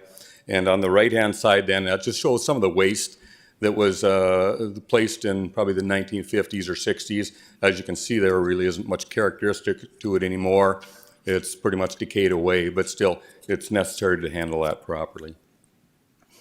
And so we go in then and basically remove the overburden, take all of the waste that's in place, put it into a lined cell, and then here we are constructing then what's required under the subtitle D liner installation specifications, and that's to go back in and recompact that clay liner that's underneath there. And then as you can see, we go in on top of that with a geosynthetic liner system. And on the right-hand slide, then that whole liner system is slanted towards you, and then at the base of that is a sump system that's put into that, and then in the leachate then it's created is collected and moved on up to our water reclamation facility. Just a little bit of the timeline that we've done over the last 6 years or so. And so essentially for each one of these projects, whether it's the reclamation, the excavation and the reclamation or the installation of the liner, we take and put those funds into the solid waste budget every year. Sometimes it's $1 million and sometimes it's $3 million. So again, what's going to be nice about being able to work through the Clean Water SRF group is we can just identify a number of projects over 5 to 7 years, and they'll earmark those funds for us and set them aside, and then we really only have to call on those funds as the projects come forward, and all we have to place then within our annual budget is that debt service. Specifically now for this year, we'll be bidding out the next phase, and that's the Cell 20 waste excavation area. And as you can see, there are 8 phases there. We've completed the Cell 18 and 19 phases, and again, to complete all of these 8 phases, we're probably looking at about another 20 years. There would be 2 separate loans that we are currently applying for. One is for the engineering services and one is for the construction services. The total loan amount that we've asked for is just a little over $4.5 million. That first project that we're going to be doing this year is only going to be about $2 million of that. And so we would work with that project, and then that other remaining $2.5 million would be sitting there earmarked for whenever we want to do that next cell project, which would be probably within a couple of years. What we would place then again in our annual budget is the $600,000 just for loan repayment. And again, you can utilize these multiple loans at any time with no penalties. And the SRF loans have been utilized by the water treatment plant for their major projects and the wastewater reclamation department for their current project. So again, tonight, just one of the requirements of the loan application is to get a resolution authorizing approval from the governing body. Do I have a motion? That's a move. Second. Moved and seconded. Pipcorn and Garrick. Any discussion? Mr. Preston. Sorry. So in your memo, you indicate 16, 18, 19, and 21. Those amounts, how were those funded? They were cash funded through our annual budget from the Solid Waste Capital Improvement So this budget. is really the first loan you've taken out? Yes, it is. Excellent work, Terry. Looks a good way, and that rate is only 2%. I like that. That's really good. And the engineering rate was 0% because it was such a unique project. They wanted to be able to get it on their list. Oh, good. Any other discussion? Roll call vote, please. Pepcorn? Aye. Garrick? Yes. Preston? Yes. Strand? Yes. Mahoney? Aye. Construction update. Brenda, Derek? Tom didn't want to give it, huh? No, you get me tonight. Sorry about that. Okay. This seems like a simple one, no safety issues, or are you going to tell us some other things? No safety issues. Good. And then I'll let you know how we're doing so far. It's been a beautiful spring to start construction this year. I'd like to just reiterate where we can find information on all of our projects. We've got information on Twitter, Facebook, and fargostreets.com. We actually have one completed project. It was a simple project, but we got to note that we've already got completed projects out there in the citywide asphalt crack fill project. We have quite a few ongoing projects. We were able to start early this year with the beautiful weather. And so we've got some big projects. We've got the regional pond that we're starting to work on and a multitude of new development projects, along with the work up north along Amazon, and then the industrial park up in Laverne's Addition. We also have quite a few rehabilitation and reconstruction projects. A couple of them, one is related to some redevelopment adjacent to it. And then we also have our sidewalk projects, our mill and overlays, and our pavement markings projects, along with our street rehab and traffic signal rehab project, which is multiple locations citywide. We also have our flood risk management projects. We're still working on the north side levee, which is north of County Road 20 or 40th Avenue North up by the lagoons. And then we have the Oak Grove project that has started, along with we are in the process of moving homes out of Riverwood. Our upcoming projects are, we have 21st Avenue South, which is a water main replacement project. That project's been delayed a little bit. We have a very large water main that, with some of the shortages out there, that's going to be coming a little bit later this summer. So that's getting pushed back, along with a couple of new developments, our Seal Coat project, and then the two flood risk management projects for the year. Here's a picture of, this is the work being done on the 64th Avenue South overpass. This is the installation of our wick drains and sand drains, along with the storm sewer installation that will be starting this week. And then we have 38th Street, which is just west of I-29, north of 64th Avenue. And this is the roadway that will be going up along the Fargo Parks facility. We have 7th Avenue North. We've actually completed 4 of the phases. They are currently in phase 3. They started on University and are making their way to towards Broadway, and they are currently adjacent to 10th Street right now. There's a couple of pictures associated with that project. And then we also have 11th Street between NP and 1st Avenue North. That was a water main replacement project, and that is supporting the redevelopment of the Nestor site there. And then we have North University. This is a federal aid project, up along County Road 20, or 40th Avenue North. Sorry about that. And so this is the pavement removal, and then there's also an installation. We're creating a new loop with a 16-inch water main installation along this site, this corridor also, which is helping support the pressures up on north of 40th Avenue in that Amazon area with all the industrial development we're seeing up there. This is some pictures of our new sidewalk projects. There are multiple areas that don't have sidewalk, and so as we go through our years, we do work with the adjacent property owners to create that connectivity. And then I'd answer any questions if you got them. Questions? Commissioner Pipcorn. Mr. Chair, I have a couple questions. First of all, how many buyouts do we have left? How many buyouts of houses? Sure. Sorry. 5. That's 5. awesome. And so are they all in the water, where the water treatment plant is, or are they all over the place? We have 3 in the water treatment plant area, and we still have 2 on the south side on River Drive. Thank you. And I have one more.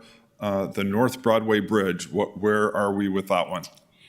We are working with the consultant on options still.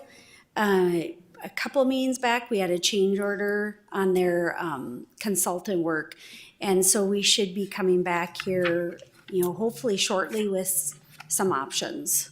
So can you give me an estimate? Do you anticipate that being back open at some time later this year? Or what is your timeline?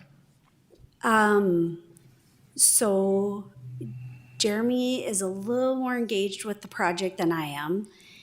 So the last in our conversations is I think they're questioning, at first they thought it could be rehabilitated, and now they are questioning if that can really happen.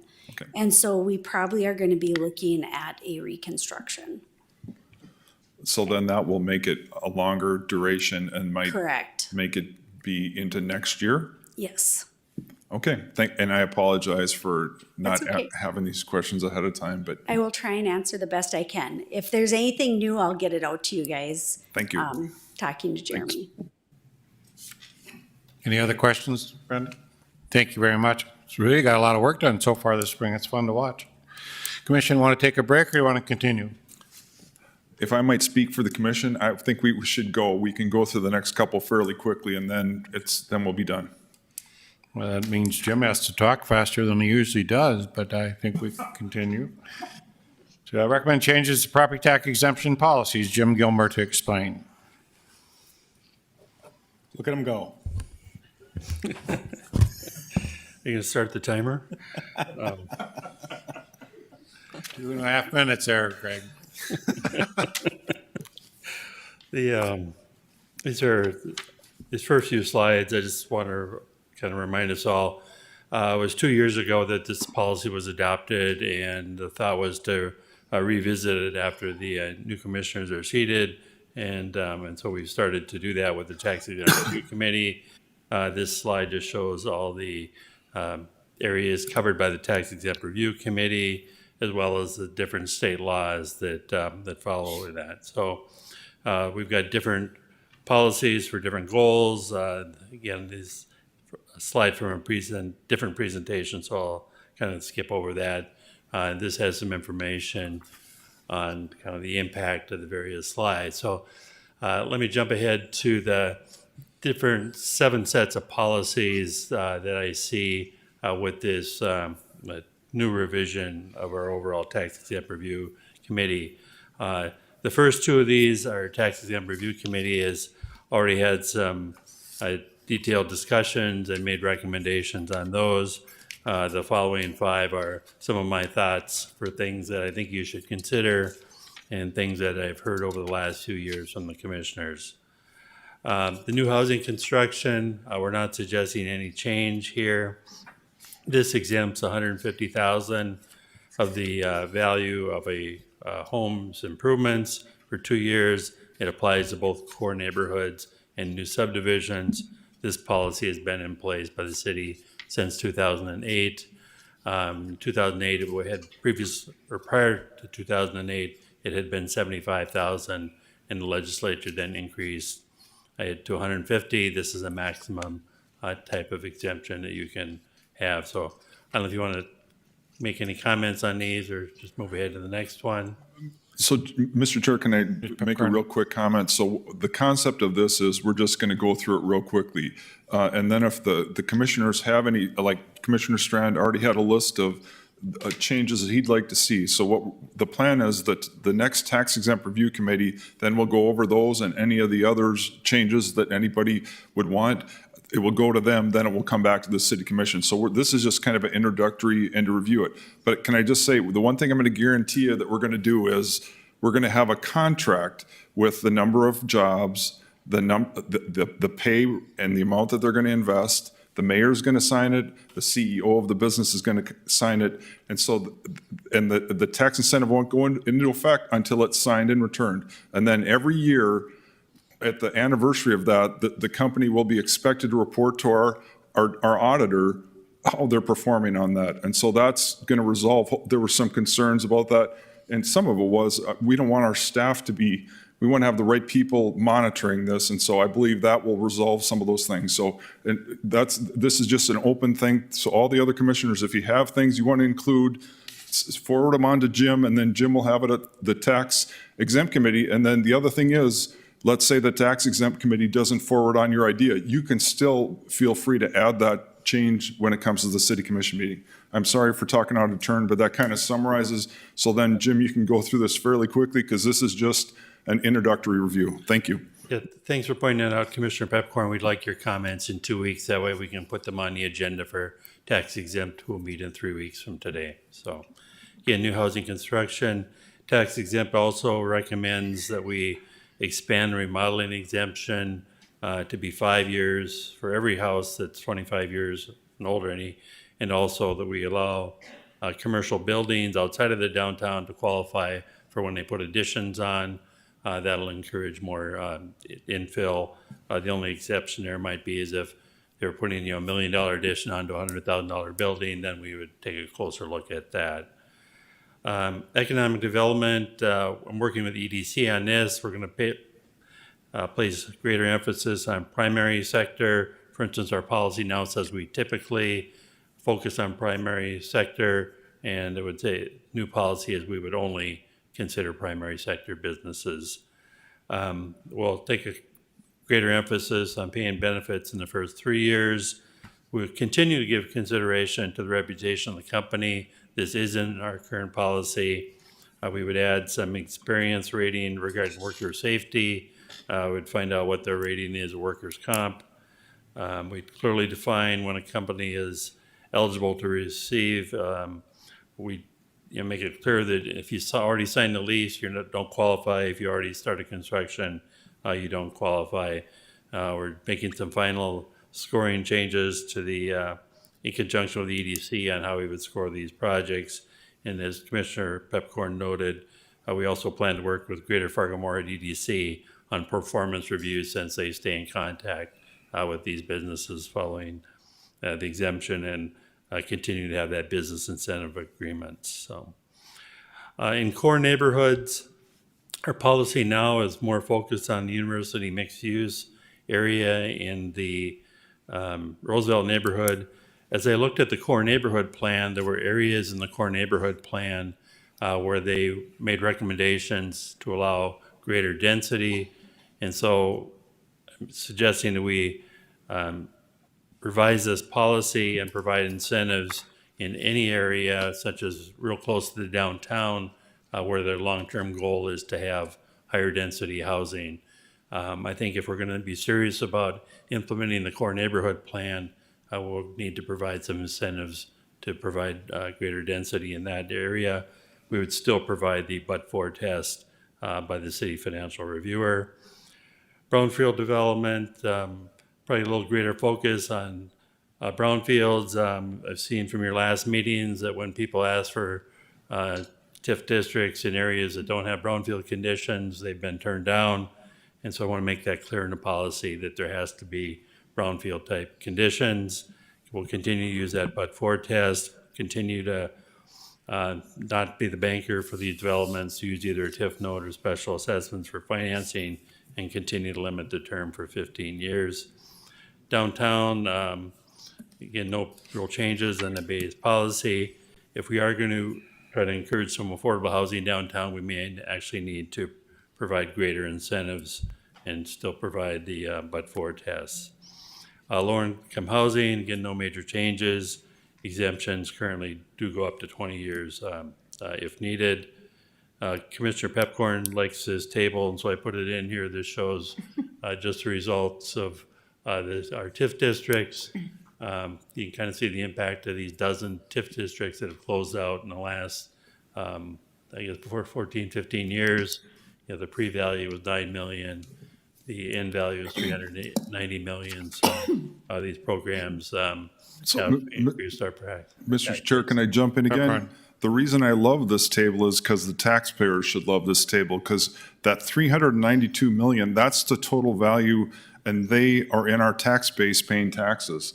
So without that 392 million, our taxes would be much, much higher. So that's the reason I personally, I love it, because it shows the mayor and I what great investment advisors we are. We took your base value of 9 million and turned it into 392 million. So we should be on Wall Street or something like that. Anyway, that's a joke, but I'm sorry, Jim, to interrupt you, but that table, that tells the truth.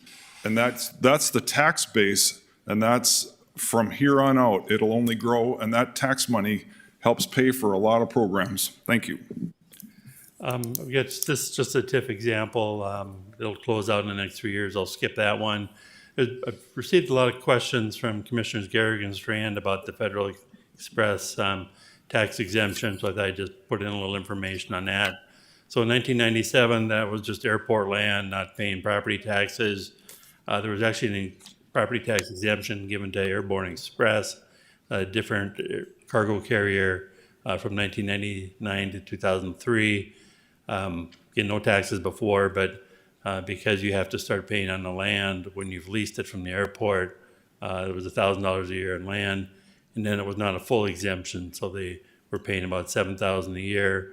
After that expired, Airborne Express paid $15,000 a year on property taxes on the land and building. In 2017, a property tax exemption started for Federal Express. About $5,000 a year they were paying on the land on this actual same site. That will go on for 5 years.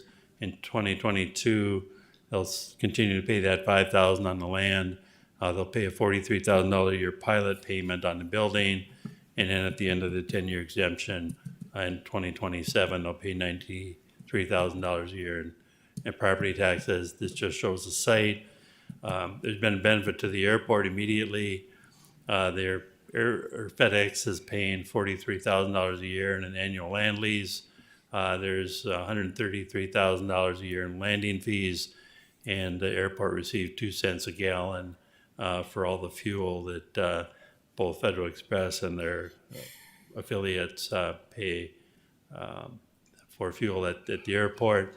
I did send you out information on the number of jobs. I don't have that on a slide, but they did exceed their expected job creation numbers, not including there's another, I can't remember, it was Corporate Air, a different air carrier that flies out to Dickinson and Wilson, brings cargo into Fargo. They have, I think, at least 6 mechanics and another 6 pilots at that location. So there have been jobs beyond that. So this may not have been a primary sector for the state, but it did bring jobs to Fargo that could have been at some other airport in the region. So if you have any other questions on FedEx, I can get those answers for you. But again, if we can get comments to me in the next 2 weeks, and then we'll go back to Dave's committee, and hopefully in about 4 weeks, bring some things back to you for consideration. And then you have a draft in your packet that you've given to the commissioners to look at. And then I think the other request is perhaps simplify that a little bit so it's not so confusing in some areas, just to clean it up a bit, so. Yeah, there's a clean version and a red line. There's a lot of red lines because they took stuff out that just didn't seem to fit in the policy, and there's more process-oriented things that could just more fit with an application, so. So is this receive and file, or do I assume this is just a educational and we're supposed to go in Probably there? just receive and file or move on. Okay. I'll make a motion to receive and file. Is there a second? Second. Any questions, discussions? Commissioner Strand? Thank you, Mayor and Jim. This is a really important update for us. I'm gonna go up into the balcony for a moment and just highlight for the sake of the public some of the topics that some of us are suggesting be worked and incorporated into your rewrite, our rewrite of the tax policies. I'll start with the next item on the agenda is item number 45, which Commissioner Gehrig and I have put on tonight's agenda. And we'll have that discussion next. But long story short, our desire is that when people do get tax breaks and targeted incentives, that we hold them accountable.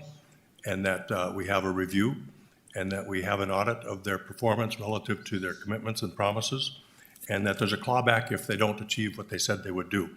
So that's one topic that we'll be advancing forward in our next discussion, and that Commissioner Gehrig and I have been partnering on looking at, a look back and a clawback. Some topics I'll be quick and expedite here, but some of these issues are already surfacing in here, but I think it's important to share our values with the broader community when we're revising and amending our approach to incentives. It's already been alluded to, but I will not vote for anything that doesn't include a high expectation of workplace safety. If somebody's coming to the public trough, they're gonna be safe, and they're gonna take care of their people and their employees. It's gonna be a safe environment. And if we find that there are people coming to us for public support and they don't have a track record, a bona fide, legitimate track record of public workplace safety, I won't support their request for public funds. I feel the same way about a living wage. You know, we're still 4 years or 5 years ago when I got to the city, we were measuring the wages at $7 to $9 an hour, $9 to $11 an hour, and $11 to $13 an hour.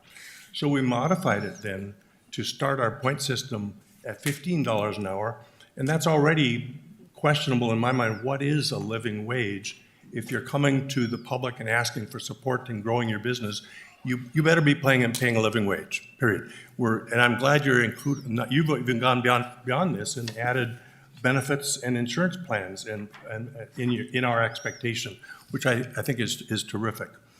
The topic of housing, where my head is at with regarding incentives for apartments especially, is I'm not so sure I'm committed to the notion that those apartments that we incent need to be downtown or need to be in the university mixed use area. In my head, what we do is we tell folks, if you're going to ask for public monies for your apartment buildings, you're going to provide 10% or more of them for affordable components for affordable units for a living, and I don't care where you put them in town. But you're going to include affordability in that, is what I would hope we would do. A topic I'm going to, not sure how this fits, Jim, with tax exempt review is what we call smart growth. Now that we have the diversion footprint firm in front of us, the future expansion of Fargo is out into the extraterritorial zones. I think it's really critical that we really, as a commission and in a policy sense, pull in our belts and don't be opening up the credit cards and the bank accounts and the carte blanche permission for developers to go out to the edge and develop leapfrogging over each other. If you're, so we have to look at that policy. In my head, if you're going to go out to the edge of the community where the new footprint might be down the road with the diversion, you're going to fund it yourself. And it might not be publicly funded through specials, but that's a smart growth topic to put in our mix. Another topic we're throwing out there is, and we're hearing lots about it, Commissioner Grinberg talked about the legacy neighborhood proposals. We have an opportunity right now to proactively create public policy that will, in fact, incent the revitalization of a neighborhood like Roosevelt, especially with the changing demographics with student populations and so on. So I'm hoping we'll put our heads together and really come up with a stellar incentive program for our core neighborhoods that says, go buy that former rental home that's been owned by an absentee owner, buy it, and we will work with you to step it up and turn it into a single-family home in that neighborhood. The last topic I'll just put out there for consideration is a public art component in incentives. If somebody's going to do something substantial and visual and big for a long time, maybe we can find a way to incent a public art component of their development so that we can become a more beautiful city and incent that and encourage that. So those are the topics I'm working on with many of you and the others, and I know Commissioner Gehrig and all of you are too, but I felt it was important in this public setting to share that in the balcony view of some of the overarching topics I think are important with public policies with tax incentives. Any other discussion? Roll call vote, please. Pepcorn? Aye. Gehrig? Yes. Preston? Aye. Strand? Yes. Mahoney? Aye. 45, recommendation from Commissioner Strand and Gehrig to conduct a review of approved pilot projects since 2015. Explanation by Strand and Gehrig. Yeah, so Dave, you described it pretty well already. Going forward, we're going to build in this look back of if they have met the standards that they told us they would meet. And for the public's knowledge, the reason that it's important is because when they say they're going to hire X amount of people at X amount of wage and invest this many dollars into their building, that's basically how we decide how big their incentive is going to be and for how long. So we needed to look back at these things. And going forward, it sounds like we're all in agreement that we should do that. I and Dr. Strand is promoted you, and Commissioner Strand wanted to look back since 2015, which is when we started doing a lot of these incentives, and see if we have done that. We did that for FedEx. It looks like they've met their standards and exceeded them, and that's great to hear. I'm glad that that happened. All John and I are asking is that we do the next 10 or 15 that we have on the books over the last 7 years and confirm that they have done that. And I think this will be a good exercise for us going forward as we make this more proactive. We can look back at the ones we've already agreed to. So the motion, in short, is looking back at the number of employees, looking back at the wages, and looking back at the investment of the additions over the new buildings for the physical infrastructure for those. Come back on, this should be done by August 5th, and it would be presented at the August 9th City Commission meeting. I'll make that motion, and hopefully John will, or someone will second it. We can have a discussion on that. I'll second it. Mr. Gilmore, can you have that done by that time frame? Is that reasonable time frame? Mr. Chair, I have a comment. Commissioner I Pipcorn. guess my thing is it should be put out for an RFP then. We should put a budget for it because obviously this is going to be additional staff time. So I would assume we'd have a audit done by some type of professional organization. So it's going to cost money. That's my comment. You've approved, I just took a look at the database at the assessor's office. They're the ones that maintain the record, so I'm not sure, I can't do it alone, but I know the city assessor has that information. Some of the applications over 3 years ago, we didn't ask what the wages were, so there weren't those kind of promises. That was a newer thing. We got one done with FedEx. The other 24, I'm not sure how long it would take. Certainly we'll work with the assessor's office, EDC, and the auditors will get done what we get done. So, Mr. Chair, just one more comment. Once again, I'll reiterate, this is going to take time. It's going to take money. It's going to take staff. I don't want Jim spending his time doing this. I want him out doing economic development, getting more deals done. And so it's wonderful to have this, but then let's find out where the money is and who's going to do it. Commissioner Pipcorn, you had suggested in earlier discussions something somewhat similar in which you had said every new pilot or TIF would have to have a look at after they started it. How is that different than what the request is? Well, they're asking to go back in time. I can't do it. This will solve the issue going forward, but we can't go back in time. And so we will get this resolved because we're not going to rely on the EDC. We're going to get it resolved for the city of Fargo. So going forward, we're going to resolve it. But looking backwards, if you want to do that, then get some money, get put on an RFP, and let's go. Mr. Preston. Jim, can you tell us how long it took you to do the Federal Express one? I mean, I was able to contact the airport and they sent me the information. The assessor's office has all the files. So in many cases, there are business incentive agreements in place. They may have, there may be reports there. We haven't gone through all the files. So I'd really want the city assessor to go through all those files and see what's there. And then we have a better idea. So when I read your reply or the information you sent us, it actually came in letter form from Federal Express, a large portion of the data, right? I mean, Yeah. so, and it doesn't look like it would be a whole lot of more work. Mr. Chair, once again, this is not Jim's job. This is the auditor, or this is you hire an outside somebody to come in and do this. This is not Jim's job. And so I guess I get the feeling that you're ordering Jim to do this, and that's not appropriate. I think if you want to do this, then let's go get an RFP. Ken Costin, can you come up to the mic, please? So we've had the assessor mentioned, we've had other people mentioned. Is this something, if you talk to Mike, his team could help do? Do you have the manpower, or is it consistent that you'd have to do an RFP to get this done?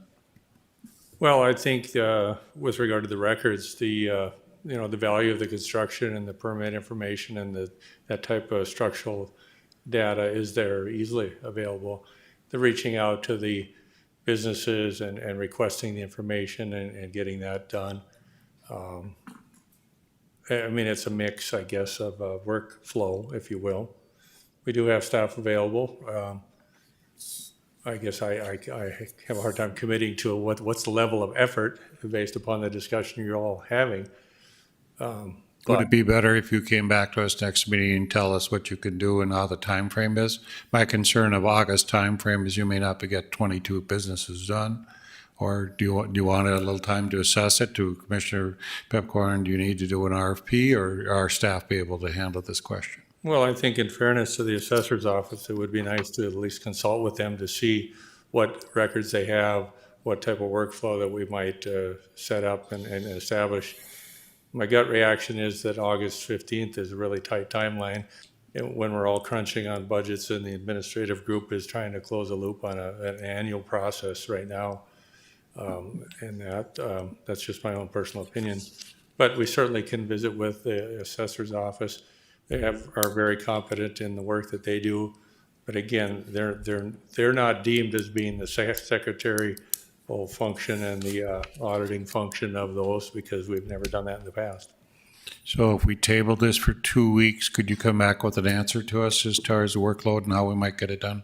Sure. Mayor, Mr. Strand. I move that we amend the expected deadline to the beginning of November. Is there a second? I can second that. Moved and seconded amendment to move it into November. Roll call. Yes. Roll call vote, please. Strand? Yes. Gehrig? Yes. Pepcorn? No. Preston? Yes. Mr. Mahoney? Yes. Any further discussion on having them come back and report to us, or do you want it to move forward as outlined? Mr. Strand. I'd just like to tell a story. I know the night's getting long, but I have a nephew from a small town in North Dakota that one time says to me, "Can you believe it? I watch all of your tax exempt review committees." This kid who's always multitasking, and he says, "I'm probably one of 17 or so people watching all of those." And I'm going, "Oh, how, and what is it you notice in our committees?" And he started giving me some thoughts on what he sees. But the most perplexing thing he said was, "I see these presentations, I see these asks, I've never once seen you confirm they did what they promised to do." And I think that's a pretty legitimate notation from somebody who's an outside observer, that if you have people making commitments and entering into agreements, hold them accountable. You know, we at one point, some time back, approved an incentive for people creating a bunch of new jobs, and I stated publicly the reason I support this is the new jobs over $15 an hour. And I'm not going to name names, but then I started hearing from all their employees saying none of us are getting those wages. So I want to make sure going forward that that company that got the tax breaks from the public based on creating new jobs at the $15 an hour level, I want assurance. The public deserves assurance that they're paying those wages they told us they'd be paying. You know, this notion of living wage, I think we're going the right direction, but we had one company come to us, and 50-some% of their new jobs were $13 an hour and up, and we gave them the incentive. So this is where we need to massage these policies to get contemporary so that people are getting what we hope they will. And this discussion's a really important one. But those are just some anecdotal stories to give us a sense of. One last story. Bear with me. I was driving down to North Fargo a month or so ago, and I saw a sign in the ditch. Come work for, and I voted for FedEx, and I'm all about FedEx so far. But I was kind of taken aback to see a sign in the ditch that says, "Come work for FedEx, all kinds of jobs up to $14.95 an hour." That's 5 years, 4 years after we had approved their incentive. So though saying FedEx wasn't expected to provide living wages or jobs over $15 an hour, I think these are important values for us to embrace and policies to vet going forward. Any other discussion? Roll call vote. Gehrig? Yes. Strand? Yes. Pepcorn? No. Preston? Aye. Mahoney? Aye. Next item, you have my recommendations for appointments to the following boards: Board of Adjustments and Renaissance Zone Authority. Do I have a motion? Move to approve. Is there a second? Second. Roll call vote, please. Preston? Aye. Pepcorn? Aye. Gehrig? Yes. Strand? Yes. Mahoney? Aye. Item 1, receive and file ordinance relating to wildlife management program regulations. Commissioner Pepcorn to discuss, and perhaps Chief Zabowski can come to the mic in case we have questions. So, Mr. Chair, I oppose eliminating the urban hunt. It's very important wildlife management. There's multiple issues. If you recall, 25 years ago, we had severe disease in the deer herd. I don't know if you remember that. I live in North Fargo, going along the river. They were not healthy. It was, and they chronic wasting disease, Lyme disease. It's an issue, and so basically the reason for eliminating the hunt is because the numbers are down. Well, that's what you do.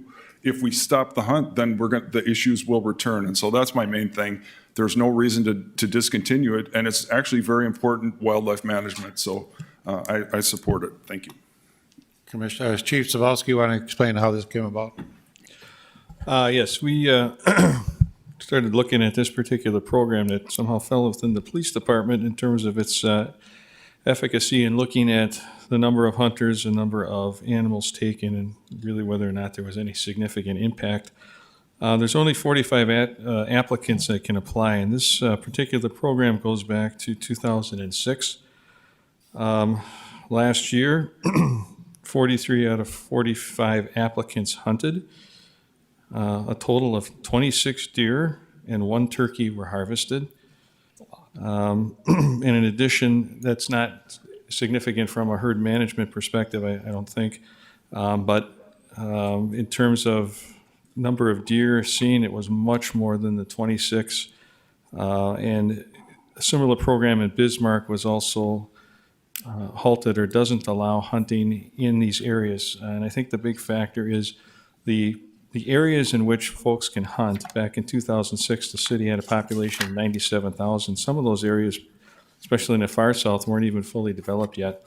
They are all adjacent to places where people walk, bike, jog, take their pets, ski in the winter, and with the growth in population and the growth of the city, the likelihood of someone being injured from an errant arrow increases exponentially.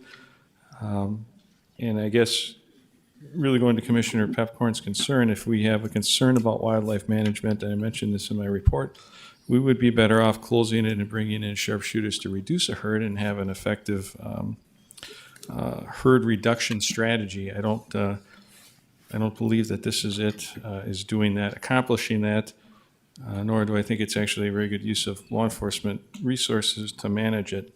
But that's kind of what we started looking at in terms of the program itself and submitted the information. Mr. Gehrig. 26 is a lot. Some sections out west don't have that many deer licenses in them, so I'm kind of impressed with 26. The reasons given in the letter, and you're in a tough spot. I mean, that's fine. The lack of interest is what was item A, and then safety due to population growth was B and C. There's been no errant arrows that I know of. There's been no injuries. There's been no problems whatsoever. And a lot of homeowners enjoy seeing the hunters do this because the deer are destroying some of their plants or things like that. So there's no safety issue. 26 deer is significant.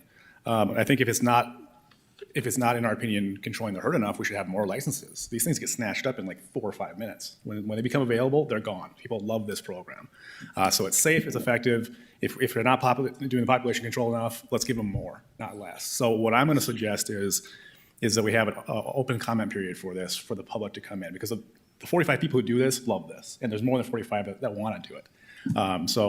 I suggest that either at the next meeting or at a special meeting with the city commission, and you guys can decide, we have an open comment period, so people can come in and tell us what their experience and if they want us to continue this or not. Because I have a strong feeling that there's going to be a lot of outpouring of support for this. For the massage parlor ordinance, they had an open public discussion with the public in which we could set up a public meeting and get input. This one is just, unfortunately, we didn't hear from all the hunters. I think, Dave, you did hear from quite a few hunters, and so did I in my emails. But perhaps we could start it that way. The secondary question that comes up, what the chief is bringing up, do we need to shift this to a different group to manage it?